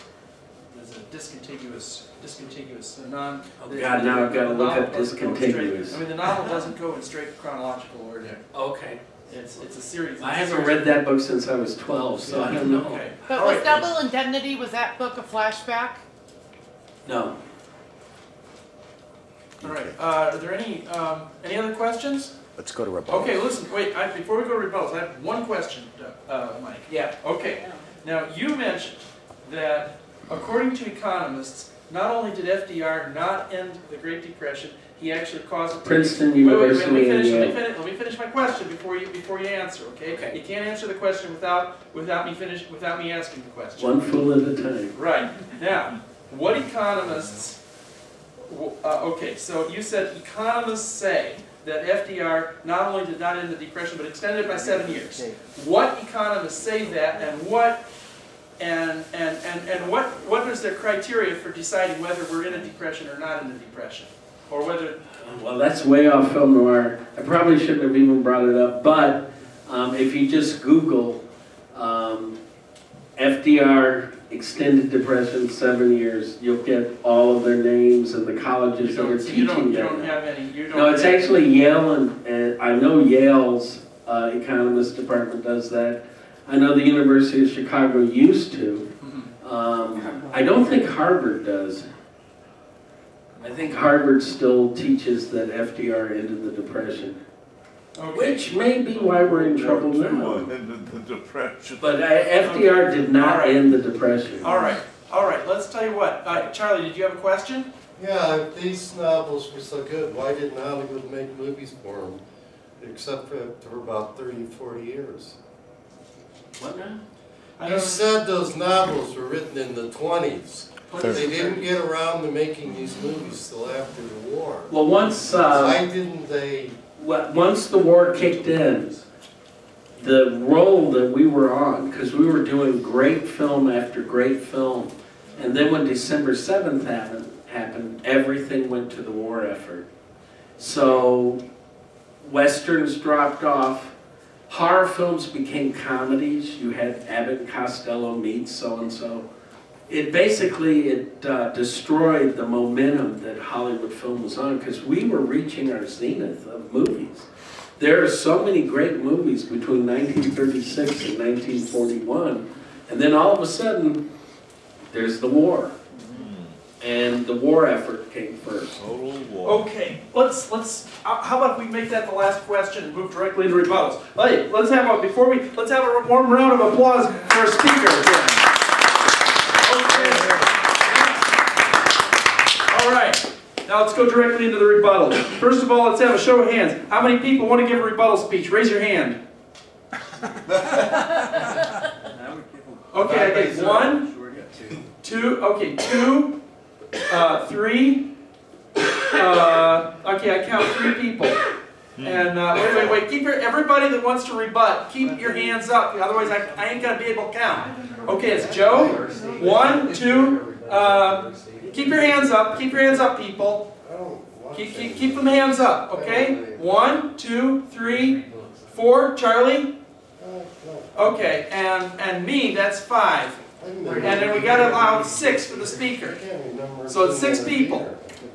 Now, we got 35 minutes. That's right, 35 minutes each. Go about 5 minutes each. Okay, let's say 5 minutes each, folks. Okay. All right. Who wants? Okay. Now let me just tell you all. These are the on-deck chairs. These are the on-deck chairs, people, and we'll bring another chair over here. Okay? Okay. Let me grab another chair. Everybody, just come in and come up and give a rebuttal speech, and then you want to get in line. You get in line in the chairs here. Okay, go ahead, Tim. Mike, first off, I want to say you did an excellent lecture on film noir. What strikes me personally about film noir is that, as I'm into the video and the audio world, a lot of the techniques that come out of film noir, as I've seen tonight, are actually used today in a lot of our modern films. And a lot of the technology that went behind film noir is an incredible thing, because, the first close-up, for example, was done by a gentleman by the name of D.W. Griffith way back in the 1916s. Birth of a Nation. Birth of a Nation is absolutely correct. And D.W. Griffith was the one who started the story form of movies, going from 15 minutes to well over 45 in the silent era. When the talkies came out in 1936, during the 20s actually, what they did was they wanted to really try to synchronize sound with the film. And it wasn't until about 1932 when they had the little wave on the film that could play and get a speaker going to keep the sound in sync with the film. What to me was really interesting, though, for this genre to really take off was the development of things like color and what they had called the moviola, which was the first editing machine which was able to do things like drop credits down into the films, to do the cuts and the pastes quite a bit. And now, in the early 80s, the first digitally edited movie, the first fully digitally edited movie was, I think, The English Patient. Now, my own self, I can do this type of thing at home on my own home computer. And if you look, a lot of the film noir techniques are the quick edit, the quick cut, and many of the other types of things are well used in a lot of the videos that I see today. As a matter of fact, one of my more favorite quick and cut movies, shorts that are on YouTube, is when you develop, is in the development of the thorium molten salt reactor. I'm not going to talk about that tonight, but there's a gentleman by the name of Gordon McDowell who must have gotten all of his techniques in presenting that topic in this kind of genre where you have the quick edits, the dropping of the credits, the moving from scene to scene to convey an idea. It really is fascinating, and how this medium tells a story, to me, is probably an even bigger story than just the story about the movie itself. With that, let's get our next speaker. Okay.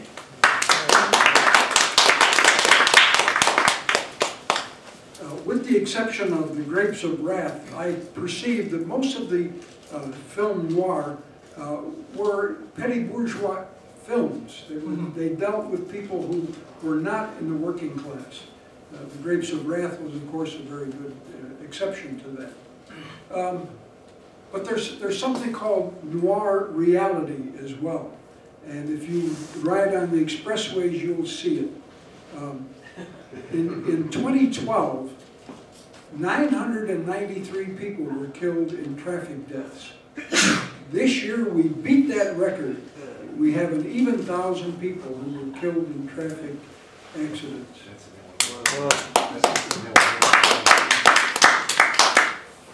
That's pretty nerve-wracking. Wow. I just want to give Bob Flores another compliment, not conflict here, on this montage that he put together. It's just fabulous. And every time he's come to the college, I've been enlightened about something. I remember this summer he reviewed hip-hop very well. A great survey of that, and helped me to understand hip-hop as an art form. And now this, and I really appreciate it. I hope someday you put one of these shows into a book. I'd sure buy it. Cuban Missile Crisis. I don't know how that happened, but you talked to us about Cuba too. A year ago. I have many interests. You sure do. Okay. If anyone wants to go, by the way, to Caribou after this, I thought we could extend. Down the block. Just down 2 blocks. Maxwell and Halstead. If anyone Roosevelt or wants. Halstead? They have a post talk. North or south? Okay. All right. Listen, y'all. Anybody else want to give a rebuttal speech? We got a half hour, guys. Anybody? Well, I could show my last bit. No. You get the last word, Mike. Let's let everybody else go, and then you. Yeah, the speech was very educational for me. I didn't know nothing about it. In fact, I'll say this to sit down. I'm glad that he pronounced N-O-I-R.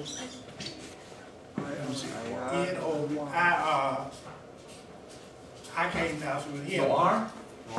Noir? Yeah, Noir. Because all my life I've been saying Noir. So thank you for, at least I can try to say what it sounds like. But it looked like Noir to me, but then I didn't come from, Harvard, or even the junior college over there. So, but anyway, I know what to say now. Okay. All right. Karina, do you want to give a rebuttal speech? Come on down. Okay, here you go. Well, first of all, I want to thank Mike and Tim for all the hard work that they put into this presentation. Mike was mostly focused on the storylines. There's other elements to film noir that makes it noir. One is always having that voiceover, starting off with a narration voice. The other is the use of flashback and going backward. So first you see the character in peril, and then you start at the beginning of the story and go back in the flashback. There's also use of lighting and shadow, especially with Venetian blinds. Today you have the Coen Brothers, and the Coen Brothers, if you see the film, The Hudsucker Proxy, uses a lot of use of shadow. Coen Brothers are very noirish, I think more so than Tarantino, who's also a brilliant film director. And so now today you also, and maybe he could address this during his final rebuttal, have a new phrase, neo-noir. And I think that's all I really have to say. Thanks. Okay. All right. Anybody else want to give a rebuttal speech? Charlie? You need to get up there. I'll get to you next. Oh, well, you can come on, have a seat, one another. Go up there. Oh, okay, you want to speak. Okay, come on. Here you go. Okay, so yeah, that was it was great seeing all of those clips, and a lot of the movies are fantastic. So thank you for putting that together. I think that you were talking about how film noir has sort of it died out a little bit, had a renaissance, is seen in films today, and you were also talking about how film noir had a sort of origin in novels that came around in the 20s and 30s. But I also think that you can see gangster movies from the 20s and 30s as a bit of a precursor to film noir as well. Things like Public Enemy and Scarface are certainly distinct, and film noir takes a different tack, but I think there's a lot of stuff going on in old gangster movies that you know, sort of set the stage for film noir to come around as well. I'm thinking specifically of one of my favorites, which is called Scarlet Street, which came out in the mid-40s, I think. But it was based on a movie called La Chienne that came out in the early 30s. Very, very similar in story and also in tone and in visual look. Both movies, highly recommended. Just a real quick note, I loved seeing the Lady from Shanghai clip, which of course has been shown a ton, and Orson Welles is really seen as someone who had a remarkable visual style, just in terms of his composition and his framing. But you look at that clip and you really see what a remarkable editor he was as well. I know that in terms of his later movies, which were put together really with bare bones funding, especially Chimes at Midnight and some other stuff he did later on, he was very heavily involved in the editing, and he said that editing was for him as integral to filmmaking as anything else. So it was a big treat to see that. And just finally, Gun Crazy as sort of a precursor to Bonnie and Clyde. Yes, but I'd also love to mention a movie that was done by a director, Nicholas Ray, called They Live by Night, that is another precursor to Bonnie and Clyde. If you watch those two back to back, or all three of them together, you're going to see a lot of, you're going to feel like you're watching the same thing over and over again, but they're all extraordinary. So. Okay, all right. Okay, Charlie, you want to talk? Oh, I just want to say thank you. Okay. There you go. Yeah, I just want to thank you, Mike, for put together an altogether interesting program again, and thank you, Jim. I guess you did a lot of the film editing. I know absolutely nothing about motion pictures, and I must admit I've not seen any one of these movies. Oh. I don't think cinema. I am a still photographer, though. I do think the still photographers invented black and white photography about a century before Hollywood discovered it. You can go out there and there's a calendar for sale by Wilson Link, who did black and white photography. You'll see it in there. I must confess I don't totally understand this genre. It seems to be focusing on women of questionable morality. All right. And maybe not women that you would bring home to meet your mother. And then some guys who are they always pull out a heater, I guess, and plug somebody. Yeah. You know, I guess it's kind of cool. I do think it's focused, though, on the post-war type of situation. There's things that come out after wars, after like World War I, and I personally would focus on why this came out after, or why this came out. Maybe it was like I don't know how this evolved. I think somehow I would trace it to the thing, but well, maybe that Gun Crazy one looked kind of interesting. I mean. Anyhow, here you go. Thanks a lot. Okay. Okay. All right. Anybody else want to give a rebuttal speech? All right. Well, I'd just like to say a few words. Now, again, the rule is time is 5 minutes. So, Tim, can you time me? Yeah, I can time you. Okay, just start from right now. Okay. First of all, I'd like to. Charlie raised some interesting questions. I'd like to address some of this about and just add a little bit of context to film noir. I actually, first of all, I just want to say that I think that Mike's presentation I thought it was really good, especially with all these clips. I thought it was really well put together.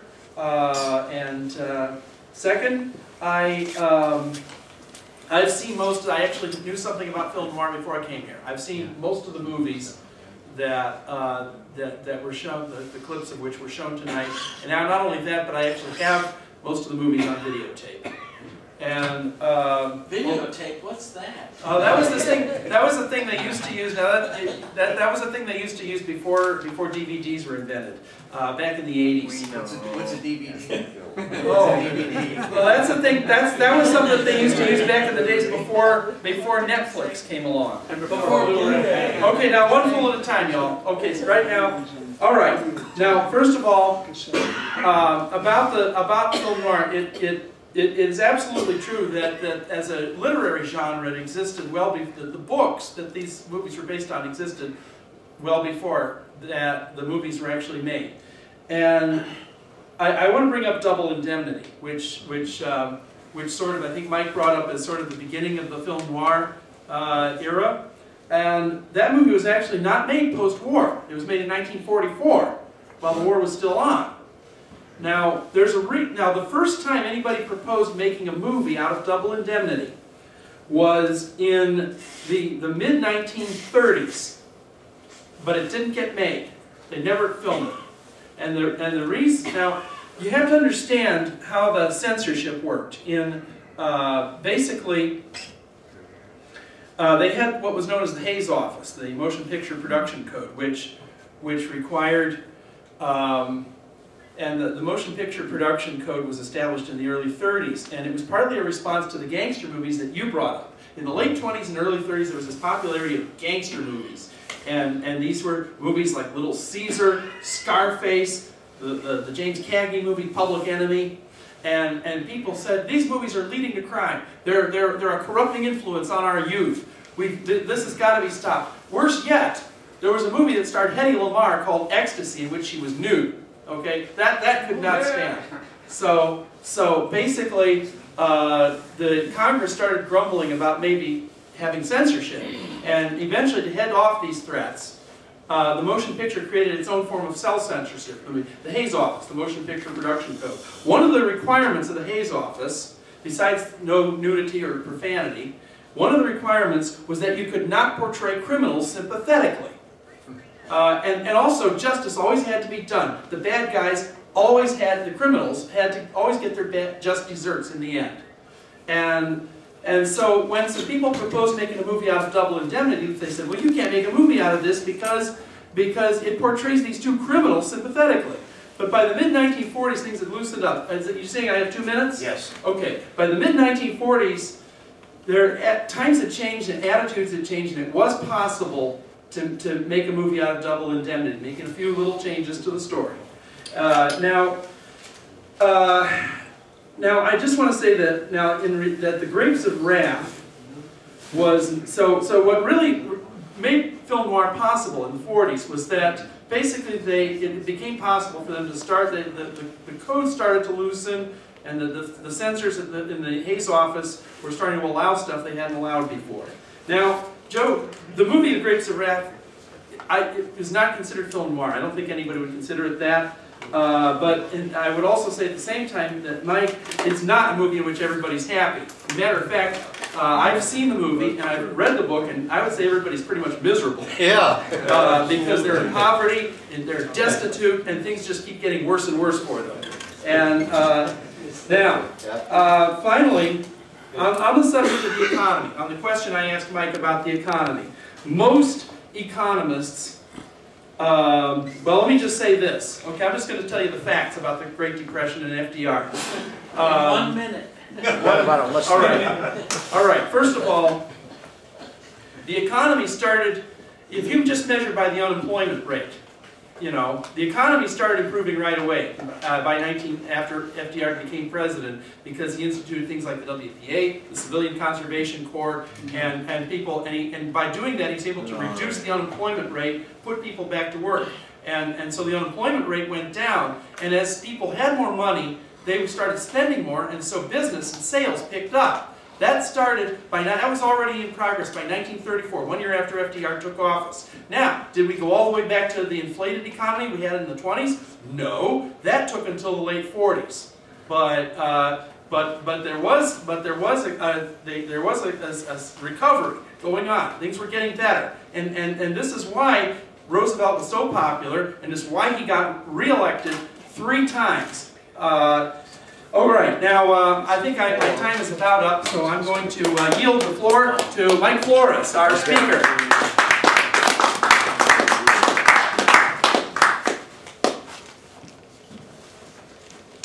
Actually, I'm glad you mentioned Scarlet Street, because Scarlet Street was a great movie. Edward G. Robinson. It actually took on the art world. I love that film. I consider it a film noir as well. I don't really have much to rebut up here. How do you rebut a movie? But I will say that I think that film noir was important because it let people express what was actually going on in the 1930s, although it took after World War II to do it. This is not uncommon, but when we have the musicals of the 1930s, right, they were actually based on what Broadway was doing at the turn of the century, in 19-teens and 20s. It wasn't going on in the 1930s, but all those films where you've got to go out there and come back a star, and the girls dancing were in the money and all that, those were actually based on what Broadway was 15 years earlier. So there's always a bit of a lag time. I still think the lag time on film noir was because of World War II. As soon as the war started, it was more important to have films like Strike Up the Band and films about the military and innocuous garbage than the films that were well, what about in the late 1930s. What about the famous director who made all those German propaganda films? Her and there was another famous director in World War II who was a Hollywood mogul who made the movie like Why We Fight. Frank Capra. Frank Capra. Can you comment maybe a little bit about his work and why he went to those films he did? Well, Frank Capra is the opposite of film noir. I call Frank Capra Capricorn. His films are nice if you're watching a movie with your parents. I have very little interest in his film work. I liked It Happened One Night. There's a couple of films of his I like, but I'm not really big into Frank Capra. You've never watched Why We Fight by Frank Capra? I've seen the Why We Fight films, including the ones that were banned during the war and weren't shown afterwards. Listen, they're okay. I'm just not that into it. Listen, Alfred Hitchcock, on the other hand, and you can find this on YouTube, went into the death camps as soon as our troops went in and filmed footage at the death camps of World War II. And those Hitchcock films, to me, are as important as the movies that he did, but no one ever writes about them. If you get a book on Alfred Hitchcock, it's hard to find anyone mentioning the films he did at World War II. It's also hard to find, by the way, this is a pet peeve of mine, books on Alfred Hitchcock leave out his TV work. Now, the difference between American critics and European European audiences is that you can buy a set of all the Alfred Hitchcock TV shows that he directed and get all the episodes that he directed. And in America, you can't. And when you get books on Alfred Hitchcock, they don't talk about his TV work. They think that's lesser than film. And I don't really care for that. Now, as for Leni Riefenstahl, Leni Riefenstahl,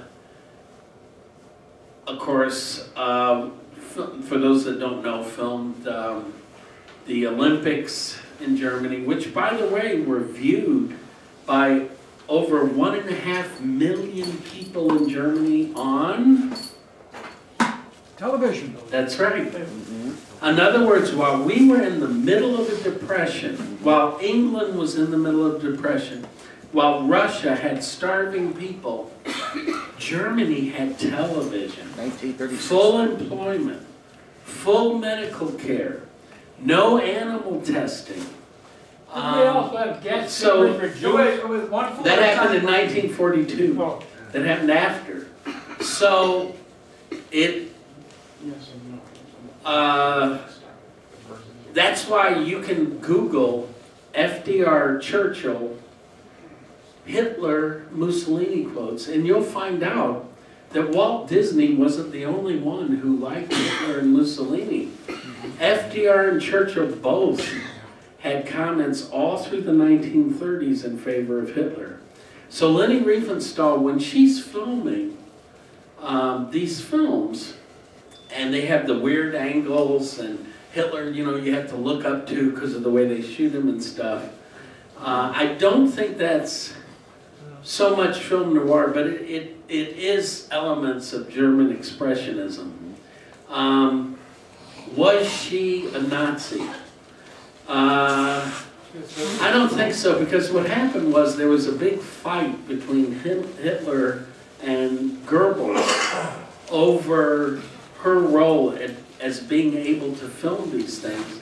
So after she did Triumph of the Will, if you go back, she doesn't do another movie again. There is, after the late 30s, there is no other movie she makes in Germany. So she wasn't Hitler's favorite filmmaker, or she would have made another movie. But anyway, that's a different subject. But I do have respect for her as a filmmaker, but not as a human being. Okay, is that it? No, I got a question. Somebody's got a question. Am I supposed to feel that somehow this country was deficient because Hitler and the Germans had all this great, wonderful stuff before we did? And I asked again, so he didn't have gas chambers for Jews in the 30s. So he had a giant industry that was building them. Am I supposed to feel that we should have emulated Hitler? All right, one poll at a time. By the way, this is not the Q&A session. Yeah. So Mike Foley's question will be the last one, and Mike Flores will get to talk uninterrupted until 9 o'clock or What whenever. time is it now? Well, I have 8:50. 8 minutes to. They want to lock the door. Can I say something about Frank Capra? No, this is one poll at a time, folks. This is rebuttal. How did Chuck not know that rule? I was going to tell you, Frank Capra took German films and put his own dialogue. Well, let's get. All right. Actually, the thing about the Why We Fight series that I find interesting is that they took propaganda films from Germany and Italy, cut them in a different way, and turned them into negatives against Hitler and Mussolini. I do think in the 1930s, to answer your question, I think I can understand why everyone from FDR to Winston Churchill to Walt Disney to Henry Ford said things in favor of them, because America was in a depression and Germany had full employment. What would you give up to have full employment, free medical care, trains run on time, no animal testing, vegetarian over meat? I think a lot of Americans to this day would go along with that. Are you asking me to answer that? Wait, Mike, one full at a time. I just want to know if I'm supposed to answer that. No. So I think they were obviously wrong, but I think that a lot of people would fall for that today. Let's go. Okay. All right. Well, all right.